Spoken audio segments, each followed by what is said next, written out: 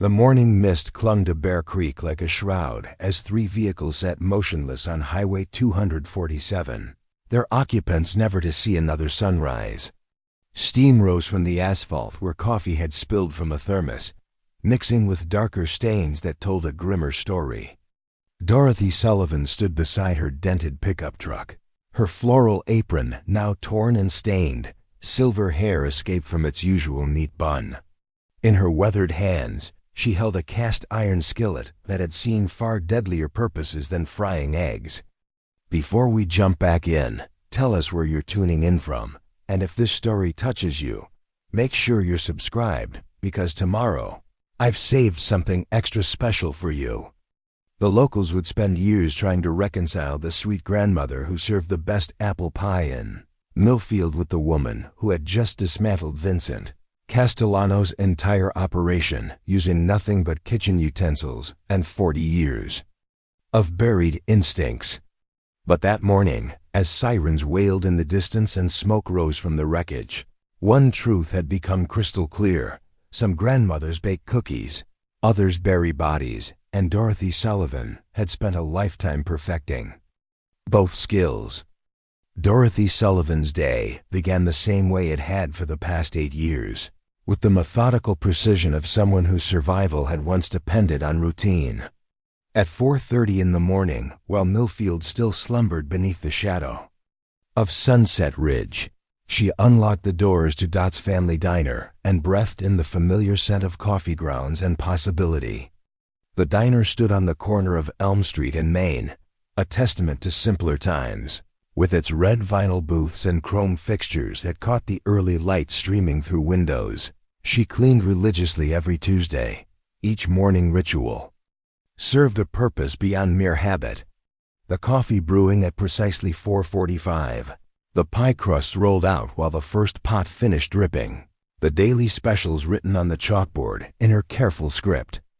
Every task built another layer between Dorothy Sullivan, the grandmother who knew everyone's favorite breakfast order, and the woman she used to be.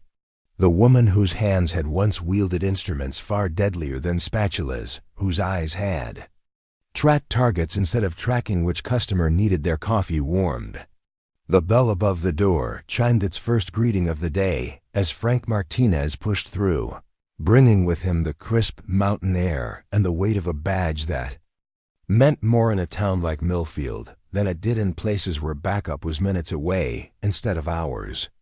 Sheriff Martinez had been watching Dorothy since the day she arrived 8 years ago, with nothing but a battered suitcase and enough cash to buy the failing diner outright. Something about her story never quite added up the way she claimed her late husband's life insurance had been generous while her hands bore calluses that spoke of harder labor than housekeeping. Morning dot, Frank settled into his usual booth, the one that gave him a clear view of both the front door and the kitchen. His routine was as established as hers, though his coffee came with an undercurrent of professional curiosity that had never quite faded. Heard there might be some trouble heading our way.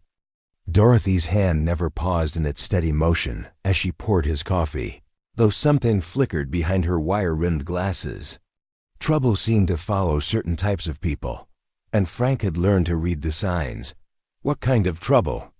The kind that preys on small towns. Frank accepted the steaming mug with a nod of thanks.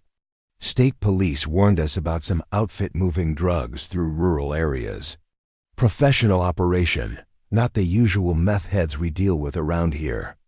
Dorothy turned back to the grill, her movements betraying nothing of the ice that had suddenly formed in her chest. Professional operations meant planning, which meant they would study their targets, identify weaknesses, and systematically exploit them. It meant the kind of men who saw places like Millfield not as communities, but as assets to be acquired. She had seen their type before, in darker times when she herself had been the professional, arriving to quietly solve problems that regular people couldn't handle. The morning crowd began filtering in as the sun painted Sunset Ridge in shades of gold and amber. Tom Bradley claimed his corner table, spreading out yesterday's Denver Post while Dorothy served him eggs over easy and wheat toast, no butter. The retired mechanic had been her first real friend in Millfield, a gentle soul whose arthritis had ended his career, but not his willingness to fix anything that broke around the diner. Nancy Webb hurried in with her usual breathless energy, already full of gossip from opening the post office and eager to share whatever news had arrived with the morning mail delivery. Lucy Chun burst through the door at 7:15, her dark hair in a ponytail that swung as she tied her apron with practiced efficiency. At 17, Lucy possessed the kind of fierce independence that reminded Dorothy of herself at that age, before life had taught her that independence sometimes meant learning to kill quietly and efficiently. The girl worked at the diner every morning before school and most afternoons after, saving money for college with a determination that made Dorothy's chest tight with something she hadn't felt in decades. "Sorry I'm late, Dot." Lucy grabbed the coffee pot and began making rounds to the early morning customers. "Had to help Mom with the twins again." Dorothy watched the girl work, noting how she remembered every customer's preferences, how she deflected Tom Bradley's gentle teasing with good humor, how she unconsciously positioned herself between larger men and her escape routes. Lucy possessed survival instincts that she didn't even recognize, the kind of awareness that Dorothy had spent years honing in places where a moment's inattention meant death. The morning rush brought its familiar rhythm of orders called out, plates delivered, and conversations that wove the fabric of small-town life. Dorothy moved through it all with practiced ease, her hands steady as she flipped pancakes and fried bacon, her ears tuned to the subtle undercurrents of community concerns. The Henderson family worried about keeping their general store afloat, as online shopping slowly strangled their customer base. Pastor Hayes mentioned that church attendance had been dropping as younger families moved away in search of better opportunities. The economic pressures that made places like Millfield vulnerable to exactly the kind of predators Frank had warned about. It was Nancy Webb who brought the first concrete sign that trouble had arrived, bustling in during the mid-morning lull with her cheeks flushed from more than just the mountain air. "Dot, you need to hear this." She settled onto a stool at the counter, lowering her voice in the way that signaled truly serious gossip. 3 men came into the post office this morning asking questions about local businesses. Not the usual tourist questions either. Wanted to know who owned what, who made decisions around here. Dorothy's hand stilled as she wiped down the counter, her pulse quickening, though her expression remained pleasantly neutral. What kind of men? City types. Nancy accepted the coffee Dorothy poured without being asked. Expensive clothes, but not the kind you wear to look nice. Preparing and narrating this story took us a lot of time, so if you are enjoying it, subscribe to our channel. It means a lot to us. Now back to the story. The kind you wear to look dangerous, if you know what I mean. The one doing the talking had this smile that never reached his eyes, and the big one behind him looked like he could bench press Tom's pickup truck. The description sent a chill down Dorothy's spine that had nothing to do with the mountain air seeping through the diner's windows. She had known men like that, had worked alongside them in places where governments paid very well for problems to disappear permanently. Professional criminals often possess the same calculated menace as professional soldiers, the same ability to project violence without ever raising their voice or making overt threats. Did they give names? Dorothy kept her voice casual, though. Her free hand had unconsciously moved toward the knife block beside the register. The leader said to call him Vince, but it felt like the kind of name you use when you're real ones in too many police files. Nancy stirred sugar into her coffee, unaware that she was providing intelligence that could save lives. They asked about the diner specifically, wanted to know if you owned it outright or if someone else held the papers. Dorothy's blood turned to ice water.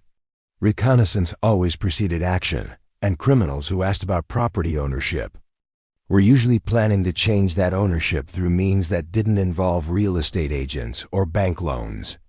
They were studying Millfield's economic structure, identifying key assets and pressure points. In a town this size, the diner wasn't just a business. It was a social hub where information flowed as freely as coffee. Controlling it would give them insight into everything that mattered to the community. Sheriff Martinez returned just before noon, his usual relaxed demeanor replaced by something harder.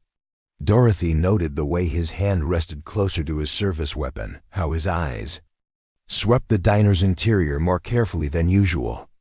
Whatever news he brought wouldn't be the kind discussed over apple pie and small talk.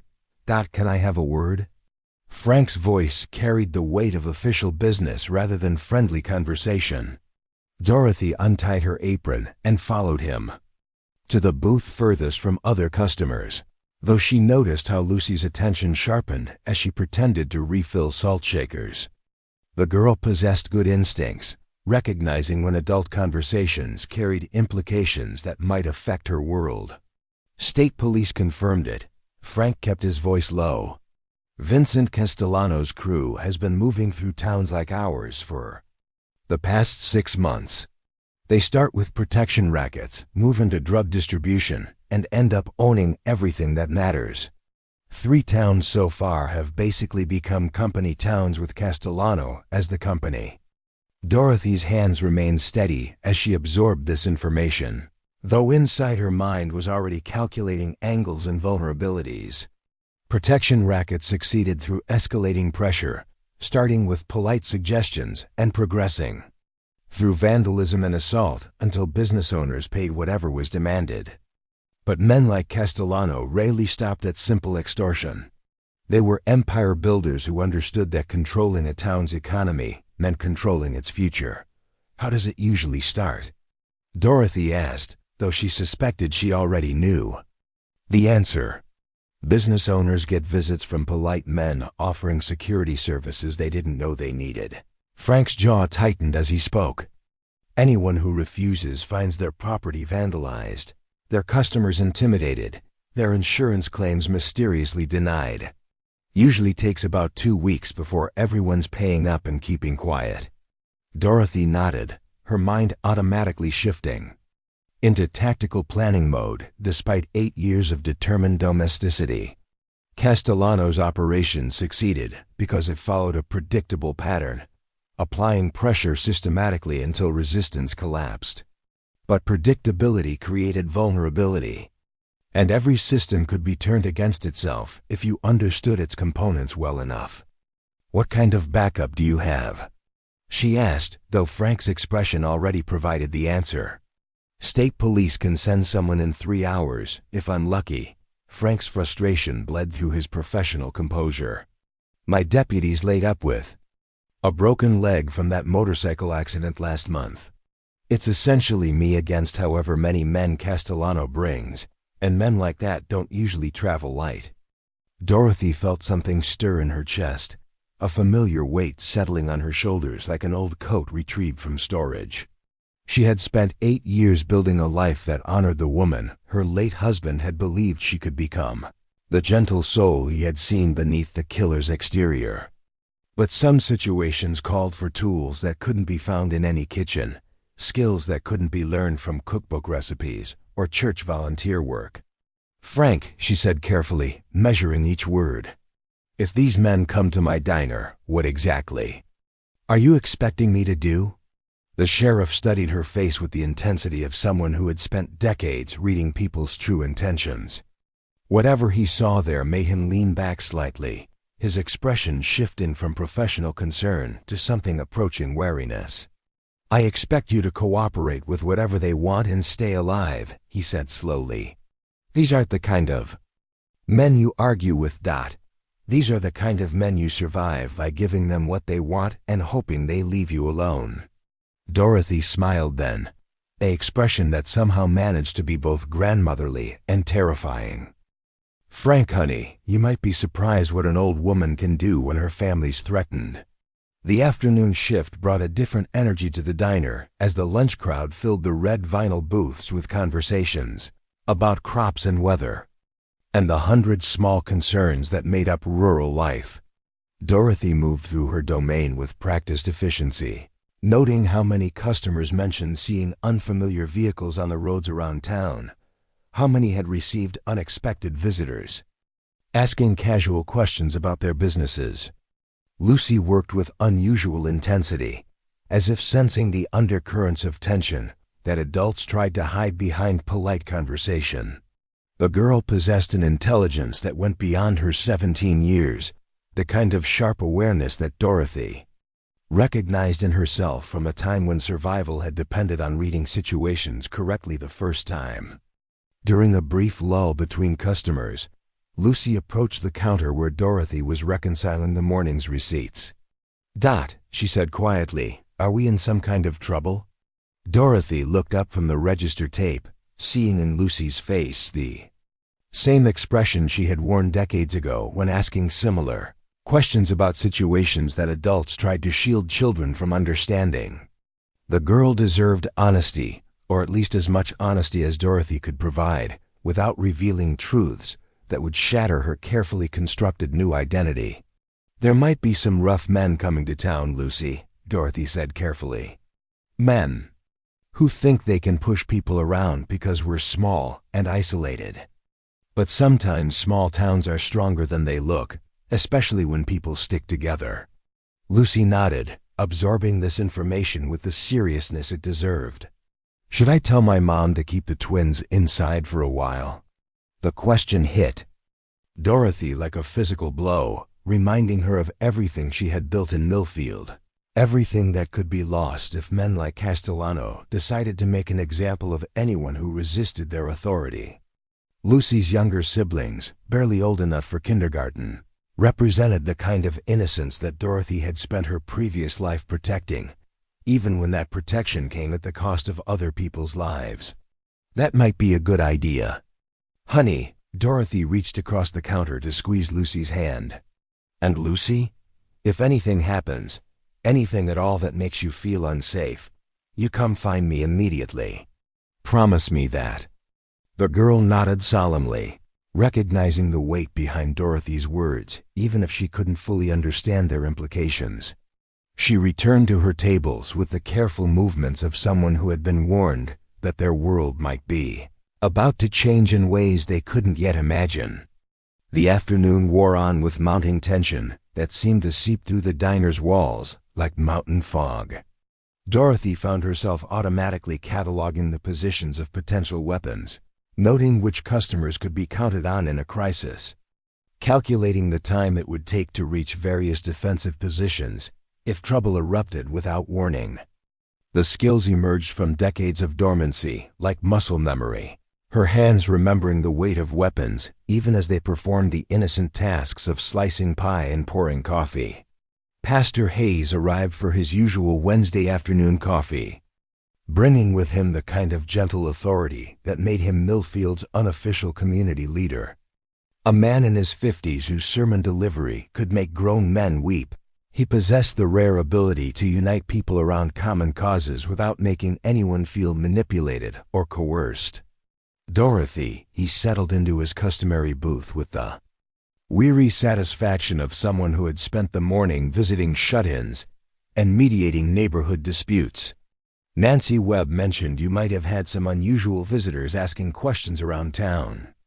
Dorothy poured his coffee automatically, noting how even Pastor Hayes seemed more alert than usual, his eyes scanning the diner's interior with the heightened awareness of someone prepared for trouble. Word traveled fast in small towns, especially when that word carried implications of danger to the community's well-being. "Nothing I couldn't handle, Pastor," Dorothy replied carefully. "But it might be wise to suggest that people stay aware of their surroundings for the next few days. Sometimes city folk don't understand how things work in places like this." Pastor Hayes nodded thoughtfully, recognizing the coded warning in her words. He had been ministering to rural communities long enough to understand that external threats often required more than prayer and goodwill to overcome. Sometimes God's work was done by people willing to stand between evil and innocence, regardless of the personal cost. "I was thinking of calling a town meeting," he said quietly. "Get everyone together to discuss our concerns, maybe organize some kind of neighborhood watch system. Unity has always been our strength here in Millfield." Dorothy felt a flicker of something That might have been hope. Castellano's operation succeeded by isolating victims, making each business owner feel alone and vulnerable.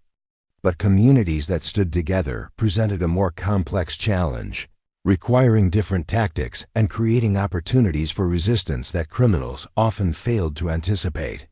That sounds like wisdom, Pastor. Dorothy refilled his cup, though it was still half full. Sometimes the best defense is making sure everyone knows they're not facing trouble alone. The bell above the door chimed as three strangers entered the diner, their presence immediately altering the atmosphere like storm clouds blotting out sunlight. Dorothy's hand tightened involuntarily on the coffee pot handle as she recognized the type of men Nancy Webb had described.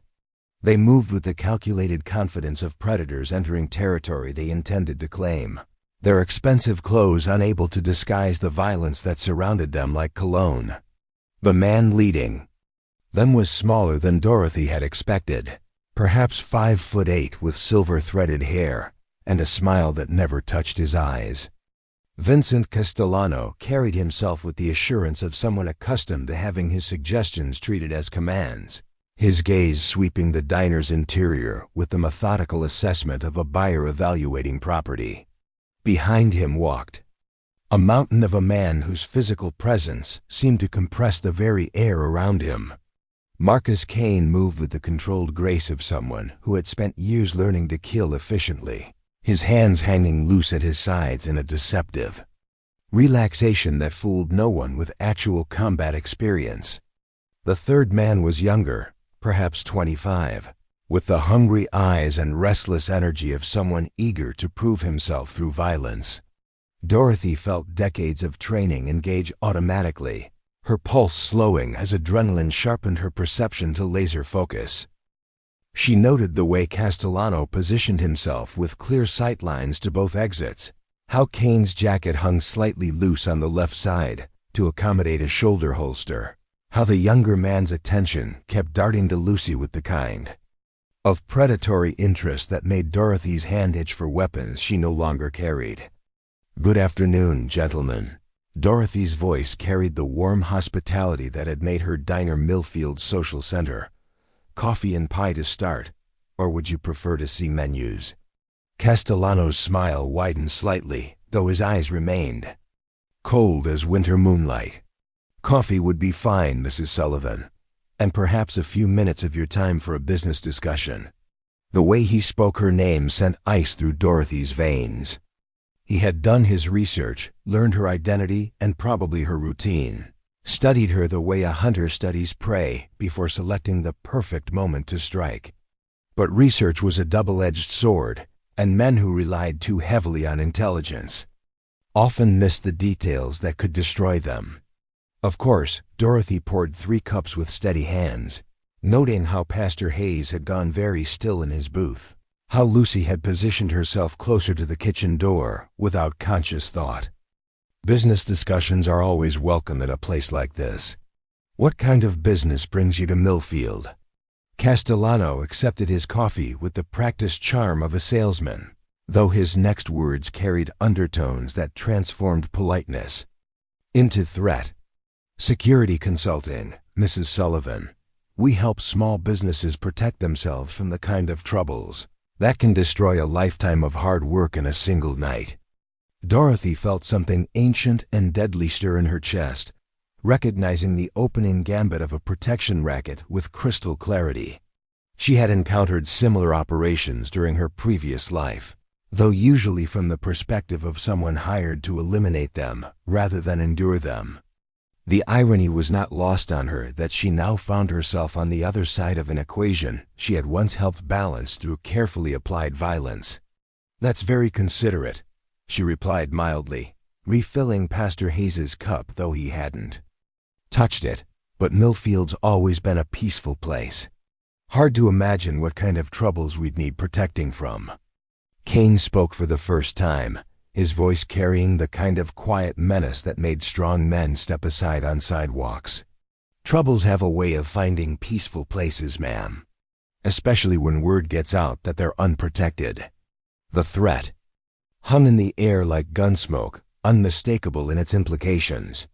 Dorothy felt her fingers tighten on the coffee pot handle, muscle memory calculating the force required to shatter human bone with improvised weapons.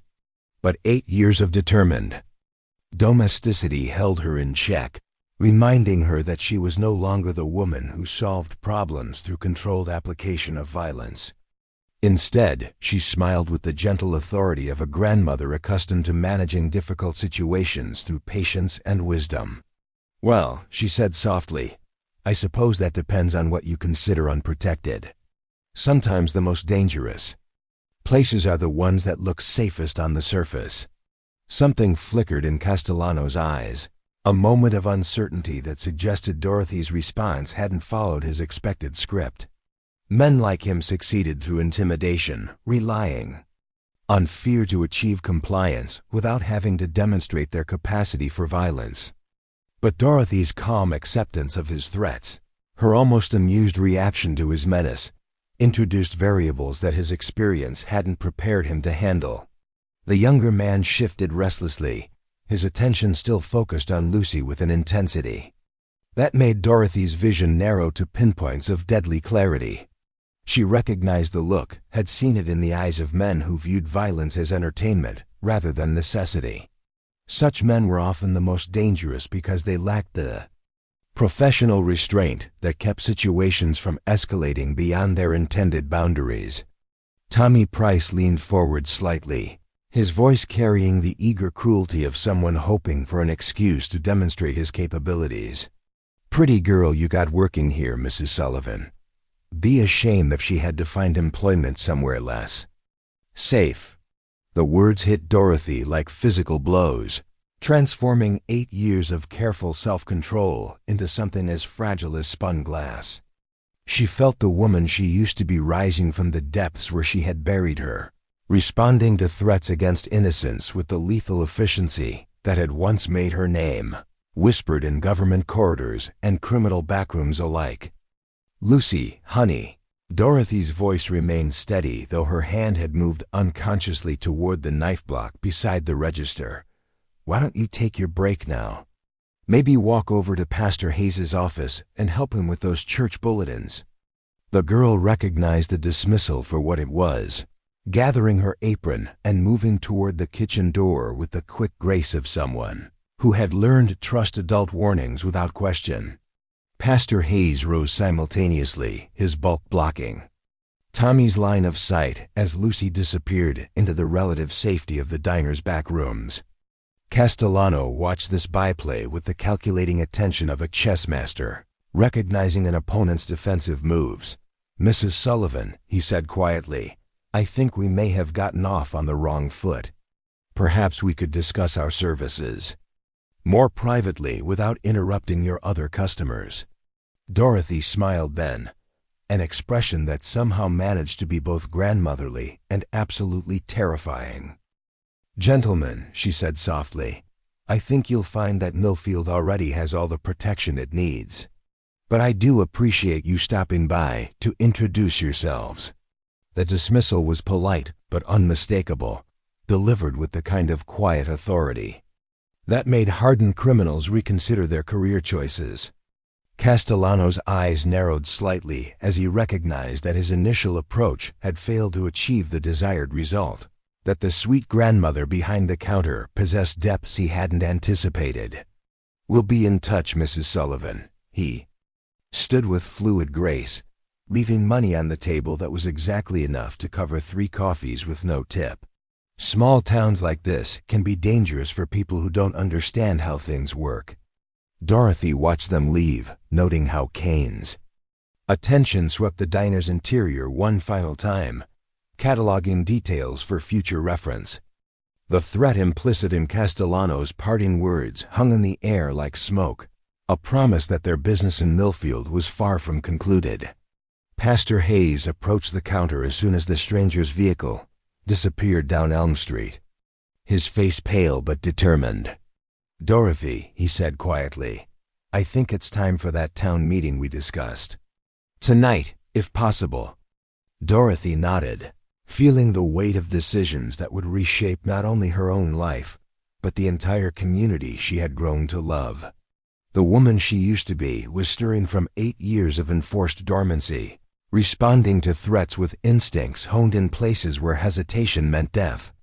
Tonight would be soon enough to decide whether Dorothy Sullivan, the grandmother who served the best apple pie in Colorado, could coexist with the woman who had once earned her living by making problems disappear permanently. But as she watched, Lucy emerged cautiously from the kitchen. As she saw the fear in Pastor Hayes's eyes, she began to suspect that some choices had already been made for her. The devil's own mother was waking up, and Millfield would never be the same. The evening air carried the scent of rain as Dorothy locked the diner's front door, her movements deliberate, despite the tremor in her hands that had nothing to do with age. Through the plate glass windows, she could see the lights beginning to flicker on throughout Millfield, each one representing a family that had no idea their peaceful existence hung by a thread. The confrontation with Castellano's crew had stripped away 8 years of careful pretense, revealing truths she had hoped to keep buried beneath layers of apple pie recipes and church volunteer work. Lucy finished wiping down the last table, her young face etched with concern that she tried to hide behind busy work. The girl possessed an intuitive understanding of danger that reminded Dorothy of herself at that age, before life had taught her that sometimes survival required becoming the very thing that others feared most. She moved with the careful efficiency of someone who sensed predators circling but couldn't yet identify their exact nature. Lucy's voice carried uncertainty as she hung her apron on its designated hook. Those men who came in today, they weren't really talking about security, were they? Dorothy paused in counting the day's receipts, recognizing the moment when innocence began its inevitable collision with reality. Lucy deserved honesty, or at least as much truth as Dorothy could provide without revealing the full scope of what was coming to their small mountain community. The girl had earned the right to understand the nature of the threat through her own sharp observation and genuine concern for the diner's other customers. No, honey, they weren't. Dorothy folded the bills with practiced precision, her fingers steady despite the storm building in her chest. They were the kind of men who take things that don't belong to them and call it business. But sometimes people like that underestimate what they're trying to take. Lucy nodded slowly, processing this information with the gravity it deserved. Her dark eyes held questions that she was wise enough not to voice, though Dorothy could read the concern written across her features as clearly as the daily specials on the chalkboard. The girl understood that adult problems sometimes required adult solutions, even when those solutions remained hidden behind gentle smiles and reassuring words. Should I tell my mom to be extra careful with the twins? Lucy asked quietly, her voice carrying the weight of someone forced to think beyond her own safety to the welfare of younger siblings who depended on her family's protection. The question struck Dorothy like a physical blow, reminding her of everything she had built in Millfield and everything that could be lost if men like Castellano decided to escalate their campaign of intimidation.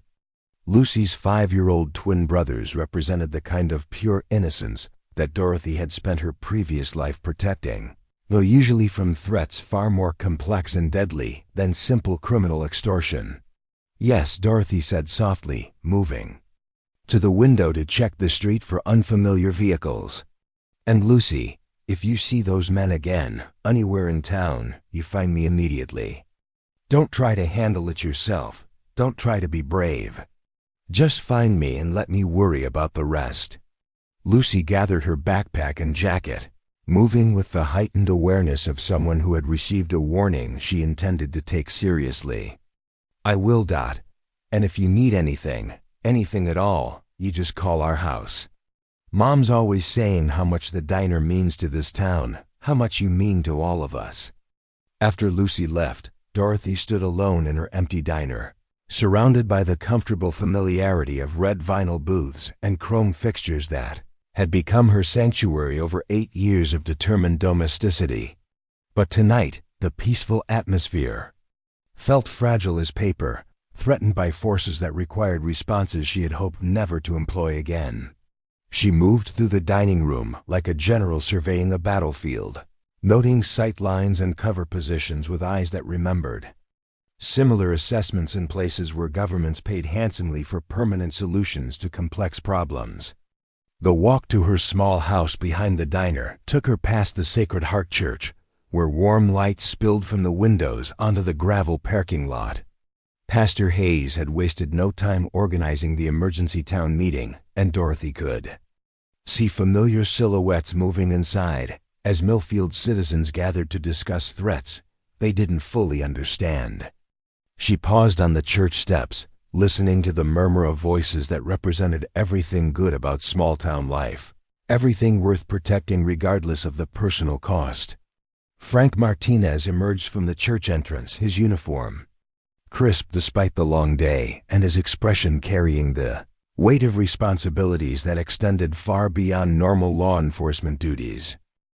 In larger cities, problems like Castellano's crew would be handled by specialized units with extensive backup and federal resources. But in places like Millfield, a single sheriff often stood as the only barrier between criminals and the communities they sought to exploit. Dorothy, he paused beside her on the steps, his voice carrying exhaustion and determination in equal measure. "I'm glad you're here. People need to understand what we're facing, need to know that this isn't something we can ignore and hope it goes away." Dorothy nodded, feeling the weight of decisions that would reshape not only her own carefully constructed identity, but the entire trajectory of Millfield's future. Inside that church, neighbors who had shared coffee and conversation for years were about to learn that their peaceful existence had attracted the attention of predators who viewed small towns as territory to be conquered rather than communities to be respected. "Frank," she said carefully, "what exactly are you planning to tell them?" The sheriff's expression darkened as he considered the question, weighing the need for honesty against the desire to avoid panic among citizens who had never faced anything more threatening than occasional cattle rustling or teenage vandalism. State police confirmed that Castellano's operation has moved through 3 similar towns in the past 6 months. Each time, they start with polite intimidation and escalate until local businesses are paying protection money and keeping quiet. About drug distribution networks, Dorothy felt something cold settle in her stomach as she absorbed the implications of Frank's words. Professional criminals who followed predictable patterns often succeeded because their victims failed to recognize the signs until escalation had proceeded too far to stop through conventional means. But patterns also created vulnerabilities, and Dorothy's previous life had taught her that every system could be turned against itself if you understood its components well enough. "How long before they escalate?" she asked, though her experience suggested she already knew the answer. Based on previous towns, Frank's jaw tightened as he spoke. "Maybe a week before they start demonstrating what happens to people who don't cooperate. Usually begins with property damage, moves to personal intimidation, and ends with enough violence to convince everyone else that resistance is pointless." Dorothy absorbed this timeline with the calculating precision of someone who had once planned similar operations from the opposite perspective. A week provided enough time for preparation if you knew what you were preparing for, but most small-town residents lacked the expertise to mount effective resistance against professional criminals. They would rely on law enforcement and hope that federal authorities could intervene before the situation escalated beyond local capabilities. Inside the church, she could see Tom Bradley's distinctive silhouette near the front pews, the retired mechanic's arthritis-gnarled hands gesturing as he spoke with other community elders. Nancy Webb bustled between groups, her natural role as informal information coordinator serving the community well during this crisis. The Henderson family from the general store sat together in their usual pew, their teenage son looking pale but determined as his parents discussed options in hushed tones.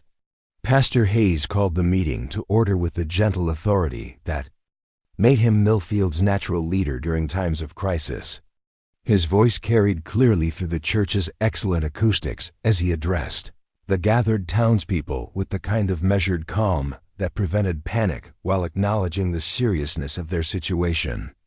Dorothy slipped into a back pew, positioning herself where she could observe everyone's reactions, while maintaining clear sight lines to both the main entrance and the side exits. "Friends," Pastor Hayes began, his voice carrying the weight of unwelcome news, "we're facing a situation that requires all of us to work together. Some of you may have noticed strangers in town asking questions about our businesses, our community, our way of life." A murmur rippled through the congregation as people exchanged glances and whispered confirmations of their own encounters with Castellano's reconnaissance team. Dorothy noted how quickly information flowed through the assembled citizens, how neighbors shared details they might not have considered significant in isolation, but which formed a disturbing pattern when combined with similar observations from others. Sheriff Martinez rose to address the gathering, his uniform lending official weight to concerns that might otherwise be dismissed as paranoia or overreaction. "What we're dealing with," he said clearly, "is an organized criminal operation that specializes in taking control of small towns through intimidation and violence. They've done this before, and they're very good at it."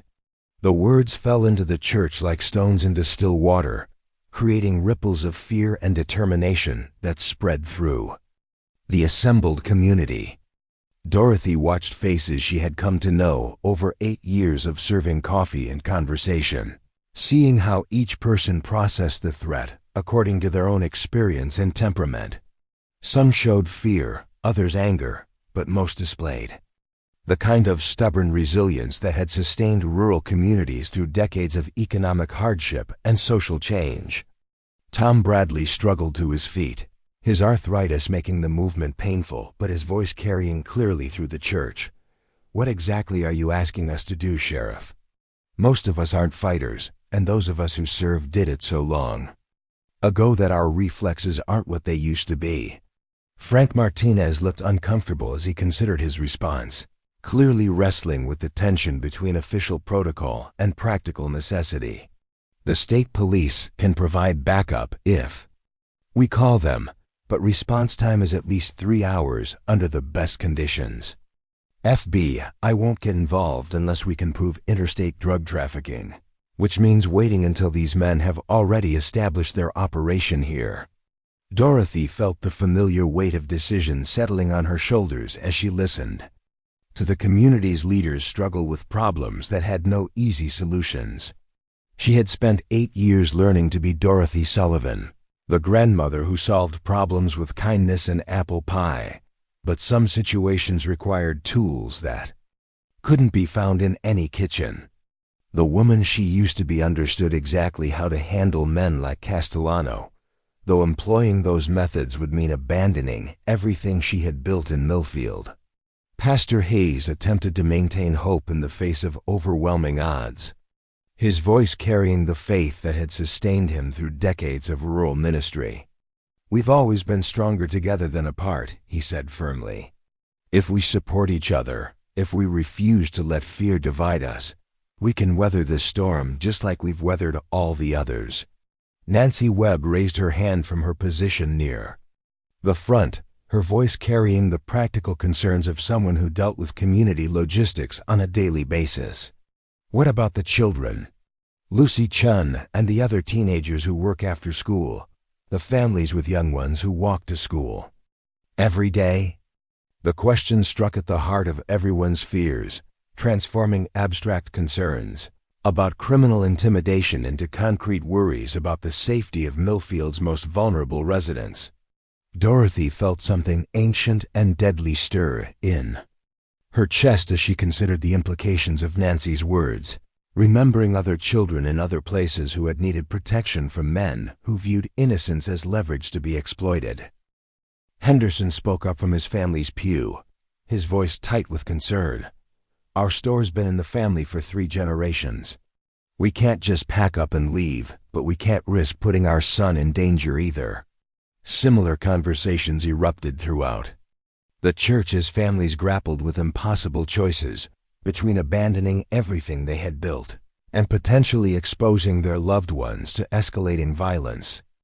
Dorothy listened to the growing chorus of fear and frustration, recognizing the psychological warfare that made Castellano's operation so effective. By forcing communities to choose between resistance and safety, criminals like him often achieved compliance without having to demonstrate their full capacity for violence. Frank Martinez raised his hand for attention, his expression grim as he prepared to deliver news that would make their situation even more complex. "There's something else you all need to know," he said heavily. "The state police warned me that Castellano's crew has connections to larger criminal organizations. If we resist them successfully, they might call in reinforcements that would overwhelm our ability to respond." The words fell into stunned silence as the assembled citizens absorbed the full scope of what they were facing. Dorothy felt a familiar clarity settle over her thoughts as she recognized the classic escalation pattern that had made her services valuable to governments, dealing with similar problems in places where conventional law enforcement proved inadequate. But those operations had been conducted with extensive backup and official sanction, luxuries that wouldn't be available in a small Colorado mountain town. Tom Bradley's voice cut through the silence with the blunt honesty of someone who had lived through enough hardship to recognize impossible odds. "So what you're telling us is that we can't fight them and we can't run from them. That leaves us with paying whatever they want and hoping they don't decide to take more than money." Dorothy rose from her back pew, feeling every eye in the church turn toward her as she stepped into the central aisle. The faces looking back at her held expressions of hope and desperation, the look of people who had exhausted their conventional options and were grasping for alternatives they couldn't quite articulate. She had seen similar expressions in other places during darker times, when communities faced threats that required solutions operating outside normal legal boundaries. "Pastor Hayes," she said clearly, her voice carrying through the church with surprising authority, "may I say something to everyone?" The minister nodded, recognizing something in Dorothy's bearing that hadn't been visible during 8 years of quiet domesticity. There was a different quality to her presence now, a sense of controlled competence that commanded attention without demanding it. The congregation fell silent as she moved toward the front of the church, her sensible shoes clicking against the worn wooden floor. "Friends," Dorothy began, her voice gentle but carrying undertones that made hardened ranchers lean forward to catch every word. "I know that what Sheriff Martinez is telling you sounds hopeless. Men like the ones who visited my diner today succeed because they make good people feel like they have no choices except bad ones." She paused, letting her gaze sweep across the assembled faces, seeing neighbors who had become family over 8 years of shared coffee and community celebrations. Each face represented someone who had made her feel welcome in Millfield, someone who had helped her believe that she could be more than the sum of her previous actions.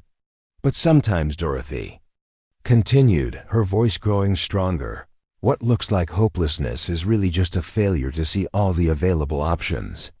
These men think they know what they're dealing with because they've seen small towns before. They think they understand our weaknesses because they've exploited similar communities in the past." Nancy Webb leaned forward in her pew, her expression showing the kind of desperate hope that clings to any possibility of salvation.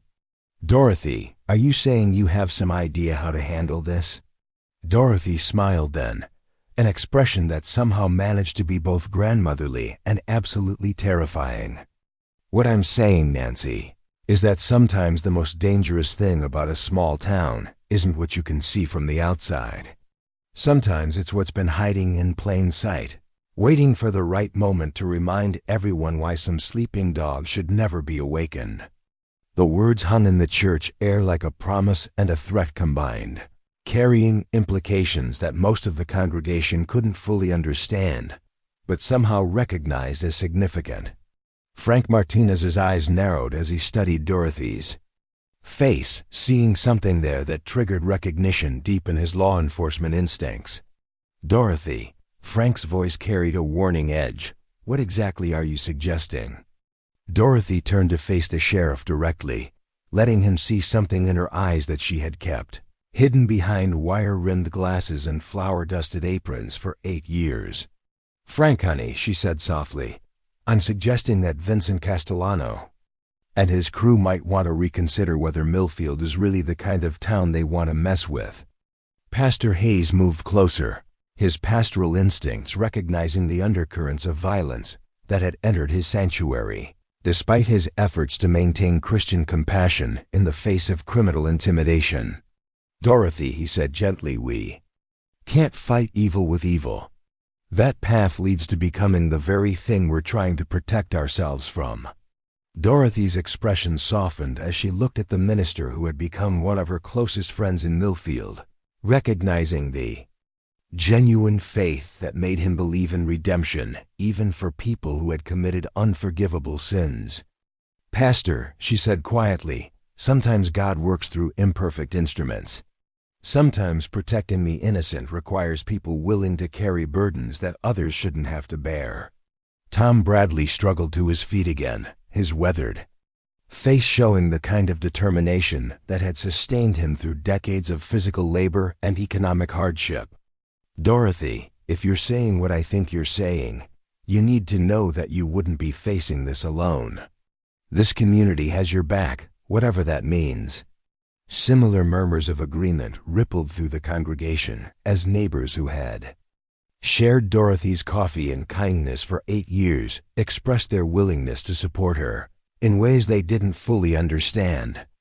The offer touched something deep in Dorothy's chest, reminding her that she was no longer the isolated professional who had once solved problems through carefully applied violence with no concern for collateral consequences.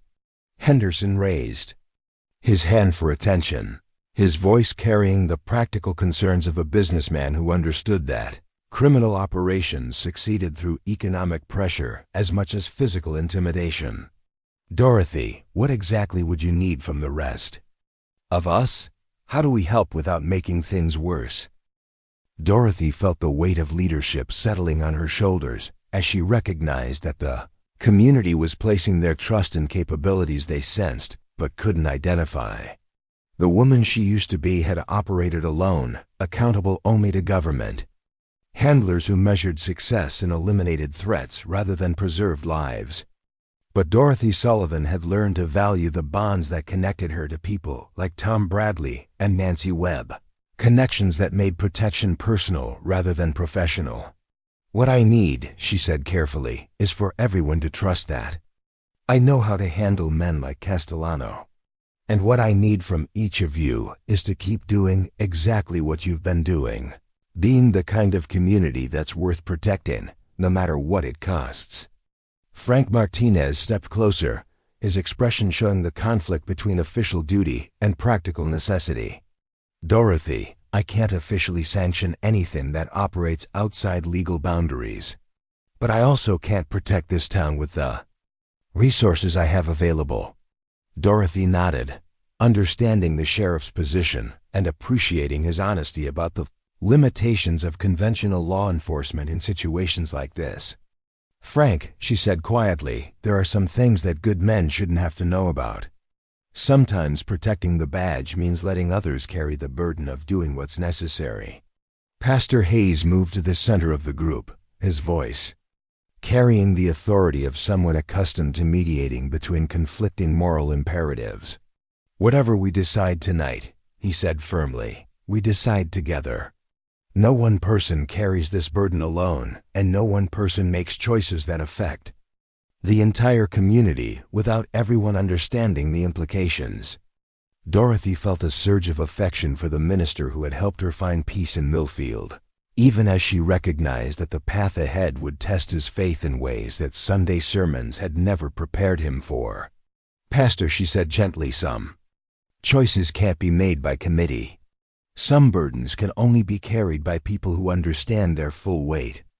Lucy Chun appeared in the church doorway, her young face flushed from running and her expression showing the kind of urgent concern that made every adult in the congregation turn toward her with immediate attention.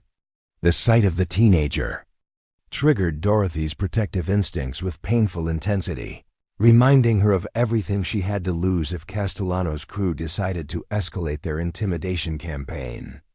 "Dot," Lucy called out, breathless from her rush to reach the church, "there are men at the diner. They broke the front window, and they're doing something to your truck." The words electrified the congregation as neighbors who had gathered to discuss abstract threats suddenly faced concrete evidence of criminal escalation. Dorothy felt the woman she used to be rising from 8 years of enforced dormancy, responding to direct attacks with instincts honed in places where hesitation meant death. But she also felt the weight of community expectations, the knowledge that her response would determine whether Millfield stood together or fractured under pressure. Frank Martinez was already moving toward the door, his hand resting on his service weapon as he prepared to confront a situation that his training had never adequately addressed. "Dorothy," he said grimly, "I have to respond to this as sheriff. But if you're planning something that goes beyond legal boundaries, I need you to wait until I've documented the crime scene."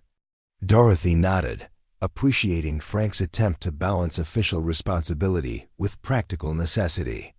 She turned to address the assembled congregation one final time, seeing in their faces the kind of trust that she had never experienced during her previous life as an isolated professional operative. "Friends," she said clearly, her voice carrying through the church with calm authority, "what happens next will determine whether Millfield remains the kind of place where children like Lucy can grow up safe. I need each of you to go home, lock your doors, and trust that some problems have solutions that good people shouldn't have to think about." Pastor Hayes approached her as the congregation began filing out, his expression showing the conflict between Christian forgiveness and the recognition that evil sometimes required more than prayer to overcome. "Dorothy," he said quietly, "whatever you're planning, remember that violence changes the person who employs it as much as the people it's used against." Dorothy squeezed the minister's hand, feeling the calluses that spoke of his own history of physical labor in service of his faith. "Pastor," she said softly, "some changes are worth the cost, especially when the alternative is letting innocent people suffer for your refusal to act."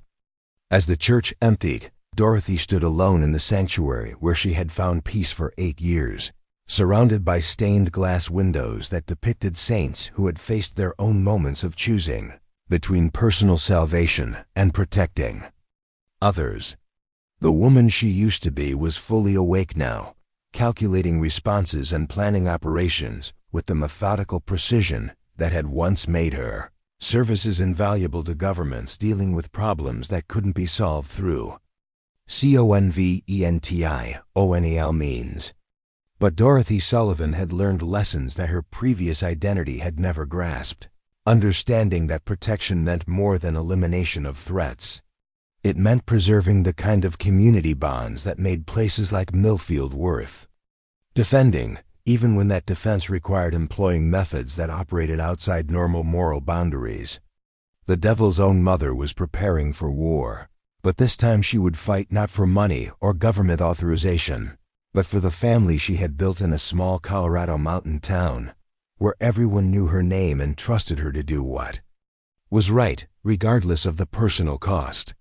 Outside, she could hear the sound of sirens as Frank Martinez responded to the vandalism at her diner, but Dorothy's attention had already shifted to more complex considerations. Vincent Castellano had just made the mistake of attacking not just her property, but the symbol of everything she had built in Millfield. It was time to remind him and his crew why some grandmothers had earned their reputation through methods that had nothing to do with baking pies or volunteering at church socials. The sleeping dragon had been awakened, and Millfield was about to discover that their sweet Dorothy Sullivan possessed capabilities that would redefine their understanding of community protection. The shattered glass from the diner's front window caught the moonlight like scattered diamonds, each shard reflecting a different angle of Dorothy's fury. as she surveyed the damage that Castellano's crew had inflicted on her sanctuary. Frank Martinez worked methodically to document the crime scene, his camera flash illuminating the spray-painted message that decorated the brick wall beside the ruined window. Protection available, inquire within. The words dripped with red, paint that looked disturbingly like blood in the harsh glare of the sheriff's flashlight. Dorothy's pickup truck sat disabled in the parking lot, all 4 tires slashed and the windshield spiderwebbed from what appeared to be deliberate strikes with a crowbar or similar tool. The vandalism had been precise and professional, designed to send a message without causing enough damage to trigger serious criminal charges. It was the kind of calculated intimidation that Vincent Castellano had perfected over years of conquering small towns, a demonstration of power that stopped just short of crossing lines that would bring federal attention. Lucy Chun stood beside the damaged truck, her young face pale in the emergency lighting that Frank had set up around the crime scene. The girl's hands shook slightly as she pointed toward the alley behind the diner, her voice barely above a whisper, as she described what she had witnessed from her hiding place in the church parking lot. 3 men, she said quietly, the same ones from this afternoon. They worked fast, maybe 10 minutes total, then drove away like they had somewhere important to be. Dorothy felt something cold and familiar settle in her chest as she processed the tactical implications of what Lucy had observed. Professional criminals who completed vandalism operations in 10 minutes were working from detailed plans, moving with the efficiency of military units executing rehearsed missions. They had studied the diner's location, identified optimal escape routes, and timed their attack to coincide with the community meeting when most of Millfield's adults would be occupied at the church. Frank Martinez finished photographing the damage and approached Dorothy with the grim expression of someone delivering news that wouldn't improve an already deteriorating situation. He said quietly, his voice carrying the weight of professional frustration. This is exactly how it started in the other towns. Property damage designed to look random, but targeted specifically at community gathering places. Dorothy nodded absently, her attention focused on details that Frank's law enforcement training hadn't taught him to notice. The spray paint had been applied with the kind of even pressure that indicated experience with similar operations, suggesting that at least one member of Castellano's crew had extensive practice in psychological intimidation techniques. The tire slashing had been executed with surgical precision, each cut placed to ensure maximum damage while avoiding the kind of violent punctures that might suggest crimes of passion rather than calculated business decisions. More importantly, the timing revealed sophisticated intelligence gathering that went beyond casual observation. Castellano's men had known about the church meeting, had understood its significance to the community, and had used that knowledge to maximize the psychological impact of their demonstration. They were operating with the kind of detailed local intelligence that suggested either extensive surveillance or assistance from someone familiar with Millfield's social patterns. Sheriff, Dorothy said carefully, measuring each word, how long before you expect them to escalate beyond property damage? Frank's expression darkened as he considered the question, clearly wrestling with the tension between honest assessment and the desire to maintain hope for peaceful resolution. Based on their pattern in other towns, he replied slowly, maybe 72 hours before they start targeting individuals instead of just property. Usually begins with business owners who've been most vocal about resistance. Dorothy felt the weight of that timeline settling in her chest like lead, recognizing the narrow window between Castellano's demonstration of power and his inevitable progression to more serious violence. 72 hours provided enough time for careful preparation if you knew what you were preparing for, but most small-town residents lacked the expertise to mount effective resistance against professional criminals operating with detailed intelligence and military-style coordination. The sound of approaching vehicles drew their attention toward Elm Street, where the headlights of several pickups cut through the mountain darkness. Tom Bradley's ancient Ford led the convoy, followed by the Henderson family's delivery truck, and Pastor Hayes's well-maintained sedan. Word had spread quickly through Millfield's tight-knit community, bringing neighbors who refused to let Dorothy face the aftermath of criminal intimidation alone. Nancy Webb emerged from Tom's passenger seat with the determined efficiency of someone accustomed to organizing community responses to crisis situations. Her arms carried a thermos of coffee and a basket that undoubtedly contained enough sandwiches to feed everyone who might gather at the crime scene, because Nancy's response to every emergency involved ensuring that people were properly fed and caffeinated while dealing with whatever problems had disrupted their normal routines. Dorothy, Nancy approached with the kind of gentle authority that made her Millfield's unofficial coordinator of social support systems. "We came as soon as Frank called. What do you need us to do?" The question struck Dorothy with unexpected force, reminding her that she was no longer the isolated professional operative who had once handled similar situations without considering the impact on civilian populations. These people were offering support not because they understood the full scope of what was coming, but because 8 years of shared coffee and community celebrations had created bonds that transcended their limited knowledge of her true capabilities. Pastor Hayes approached more slowly, his expression showing the internal struggle between Christian compassion and the recognition that evil sometimes required responses that operated outside conventional moral boundaries. "Dorothy," he said quietly, his voice carrying the weight of spiritual counsel offered in the face of temporal dangers, "whatever you're planning, remember that the methods we choose define us as much as the outcomes we achieve."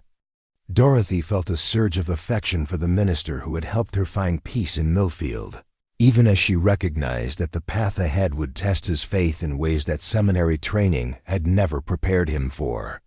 The woman she used to be had operated without concern for moral implications, focused solely on mission completion, regardless of collateral consequences. But Dorothy Sullivan understood that protecting this community meant preserving the values that made it worth defending, even when that preservation required employing capabilities that existed outside normal ethical frameworks. Tom Bradley approached the damaged truck with the methodical assessment of someone who had spent decades diagnosing mechanical problems, his arthritis-gnarled hands running along the slashed tire sidewalls with professional curiosity. "Dot," he said slowly, his voice carrying decades of experience with deliberate sabotage. "Whoever did this knew exactly where to cut for maximum damage. This wasn't random vandalism by kids looking for trouble." Dorothy nodded, appreciating Tom's mechanical expertise while recognizing that the retired mechanic had identified only the surface layer of Castellano's operational sophistication. The tire damage had been calculated to disable her vehicle without creating the kind of dramatic destruction that might trigger serious police investigation, suggesting criminals who understood the delicate balance between intimidation and legal exposure. Henderson joined Tom beside the truck, his businessman's perspective adding another dimension to their assessment of the situation. "The spray painting on your wall," he said grimly, "that's not just vandalism. That's advertising, letting everyone in town know that protection is available for purchase. Classic organized crime tactics." Dorothy felt something ancient and deadly stir in her chest as she listened to her neighbors analyze threats they had never imagined facing in their peaceful mountain community. Their observations were accurate but incomplete, focusing on the visible evidence while missing the deeper implications of coordinated criminal operations designed to systematically dismantle community resistance through escalating pressure campaigns.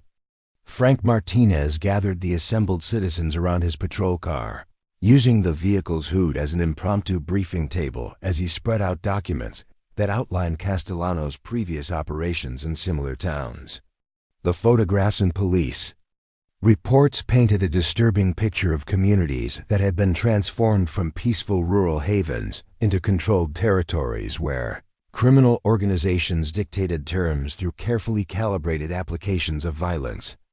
"What we're looking at," Frank said grimly, his flashlight illuminating crime scene photos from towns whose names Dorothy recognized from intelligence briefings during her previous life, "is a systematic approach to territorial acquisition. They identify economically vulnerable communities, study local power structures, and apply pressure until resistance collapses." Dorothy studied the photographs with professional interest, noting details that Frank's law enforcement training had prepared him to document but not necessarily to interpret from a tactical perspective. The patterns of destruction in each town showed careful planning and precise execution, suggesting criminal organizations with military-style command structures and operational protocols that rivaled government intelligence agencies. Lucy Chun moved closer to Dorothy, her young face showing the kind of determined concern that reminded Dorothy of herself at that age, before life had taught her that protection sometimes required becoming the very thing that others feared most. "Dot," she said quietly, her voice carrying uncertainty mixed with trust, "when you said earlier that these men might not understand what they're dealing with, what did you mean exactly?" Dorothy looked down at the girl who had become like a granddaughter to her over 3 years of shared work at the diner, seeing in Lucy's face the kind of innocence that the woman she used to be had been hired to protect in places where governments paid handsomely for permanent solutions to complex problems. But Dorothy Sullivan had learned that protection meant more than elimination of threats. It meant preserving the bonds that made communities worth defending, even when that defense required methods that operated outside normal legal boundaries. "Lucy, honey," Dorothy said carefully, "sometimes people aren't what they appear to be on the surface. Sometimes quiet grandmothers have lived different lives before they found their way to places like Millfield." Nancy Webb looked up from distributing coffee to the assembled group, her expression showing the kind of intuitive understanding that made her Millfield's most effective gatherer and distributor of community information. "Dorothy," she said slowly, recognition dawning in her eyes, "you're not really talking about baking skills and church volunteer work, are you?" Dorothy felt the weight of 8 years of carefully constructed identity beginning to shift as her neighbors started to recognize that their sweet diner owner possessed depths they had never suspected. The woman she used to be had operated in shadows, accountable only to government handlers who measured success in eliminated threats rather than preserved relationships. But Dorothy Sullivan understood that revealing her true capabilities would forever change her place in the community she had grown to love. Tom Bradley approached Dorothy with the direct honesty of someone who had lived through enough hardship to recognize when conventional solutions proved inadequate for serious problems. "Dot," he said quietly, his weathered face showing determination mixed with concern, "if you're saying what I think you're saying, you need to know that this community will support you. We've got your back, whatever that means in practical terms." The offer touched something deep in Dorothy's chest, reminding her that she was no longer the isolated professional who had once solved problems through carefully applied violence without concern for civilian consequences. These people were placing their trust in capabilities they sensed but couldn't identify, accepting her leadership in situations that their normal experience had never prepared them to handle. Pastor Hayes moved closer, his pastoral instincts recognizing the moment when spiritual guidance became necessary for people facing choices that would define their character under extreme pressure. "Dorothy," he said gently, his voice carrying the weight of faith tested by temporal realities, "whatever skills you possess, whatever experience you bring to this situation, remember that the means we employ shape the kind of community we become." Dorothy squeezed the minister's hand, feeling the calluses that spoke of his own history of physical labor in service of his faith and community. "Pastor," she said softly, "sometimes God works through imperfect instruments, using broken people to protect those who deserve better than the world's violence." Frank Martinez approached with his radio crackling with static-filled updates from the state police dispatcher, his expression showing the kind of grim determination that marked experienced law enforcement officers facing situations that exceeded their available resources. He said quietly, "I just got word that Castellano's crew has checked into the Mountain View Motel outside town. 3 rooms, paid for a week in advance with cash." Dorothy felt her tactical instincts engage automatically as she processed this. Intelligence, recognizing the operational implications of criminal organizations that planned extended campaigns rather than quick intimidation strikes. A week's advance payment suggested confidence in their ability to achieve compliance within that time frame, probably based on successful operations in similar communities where resistance had collapsed under coordinated pressure. More importantly, their choice of the Mountain View Motel indicated sophisticated understanding of local geography and tactical positioning. The motel sat on high ground overlooking Highway 247, providing clear sight lines to monitor traffic entering and leaving Millfield while offering multiple escape routes if law enforcement response proved stronger than anticipated. It was the kind of defensive positioning that suggested military training among Castellano's crew, experience that went beyond simple criminal intimidation tactics. Henderson raised concerns that had been troubling him since the confrontation. At the diner, his businessman's perspective identifying economic vulnerabilities that criminal organizations often exploited to achieve community compliance. If they're planning to stay for a week, they're not just looking for quick protection money. They're planning to establish permanent operations here, probably using our location as a distribution hub for drug trafficking throughout the mountain regions. Dorothy nodded grimly, recognizing the strategic value that places like Millfield offered to criminal organizations seeking to expand their territorial control. Small mountain towns provided ideal cover for drug distribution networks, offering isolation from major law enforcement resources, while maintaining access to interstate highways that connected urban markets across multiple states. Nancy Webb set down her coffee thermos with the decisive motion of someone who had reached the limits of patience with criminal intimidation of her community. "Dorothy," she said firmly, her voice carrying the authority of someone accustomed to organizing collective action, "what exactly do you need from the rest of us? How do we help without getting in your way?" Dorothy felt the weight of leadership settling on her shoulders as she recognized that the community was prepared to support her in ways that went beyond their understanding of what such support might entail. The woman she used to be had operated alone, accountable only to mission parameters that measured success without regard for civilian welfare. But Dorothy Sullivan had learned to value the bonds that connected her to people like Nancy Webb and Tom Bradley, connections that made protection personal rather than professional.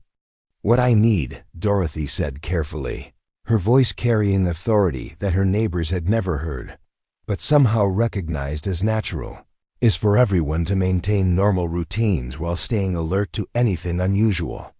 These men succeed by making communities feel isolated and helpless, but we're neither of those things if we work together intelligently."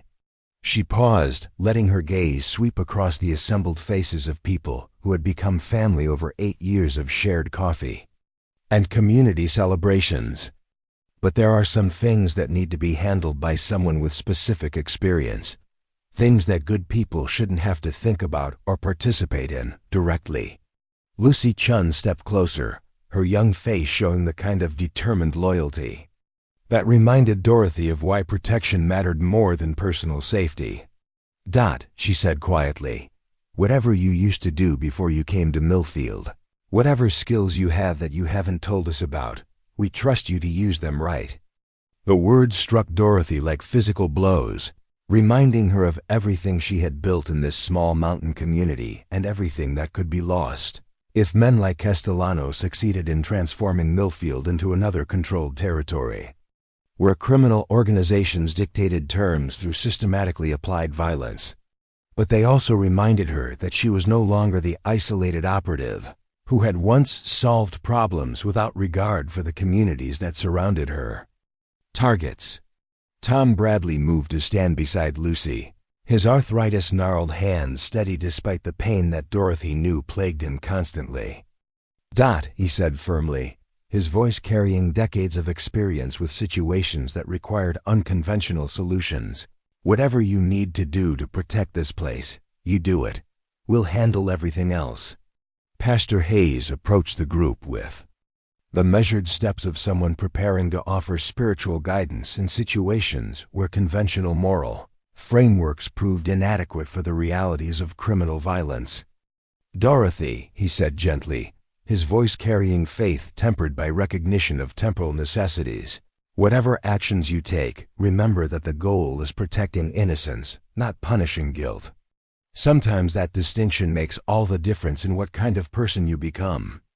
Dorothy felt something shift in her chest as she absorbed the minister's words, recognizing the wisdom that had helped her find peace in Millfield, even as she prepared to abandon that peace in defense of everything it represented. The woman she used to be had focused solely on elimination of threats, measuring success in permanent solutions rather than preserved communities.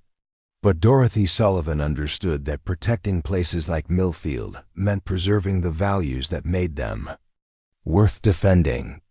Frank Martinez approached with his notebook ready, his expression showing the internal conflict between official duty and practical recognition that conventional law enforcement lacked adequate resources to handle professional criminal operations. "Dot," he said quietly, "I can't officially sanction anything that operates outside legal boundaries, but I can make sure that any evidence of criminal activity gets properly documented and forwarded to appropriate federal authorities." Dorothy nodded, appreciating Frank's attempt to balance official responsibility with practical necessity while providing her with operational freedom to employ methods that existed outside normal legal frameworks. The sheriff's position required him to maintain plausible deniability regarding activities that might prove necessary for community protection, but which couldn't be officially acknowledged or supported. Nancy Webb gathered the empty coffee cups with the efficient movements of someone accustomed to cleaning up after community gatherings, her actions providing normalcy in the face of circumstances that threatened to overwhelm Millfield's peaceful existence. "Dorothy," she said practically, her voice carrying the authority of someone who had spent decades organizing community responses to crisis situations, "what do you need us to do differently starting tomorrow?" Dorothy considered the question carefully, recognizing that her answer would determine whether Millfield's citizens remained passive victims of criminal intimidation or became active participants in their own protection. The community's willingness to support her leadership represented an opportunity to achieve something that her previous life had never attempted: defeating professional criminals, while preserving the social bonds that made victory meaningful, rather than merely tactical. "Tomorrow," Dorothy said slowly, her voice carrying calm authority that commanded attention without demanding it, "everyone goes about their normal business. But nobody goes anywhere alone, especially not the younger folks.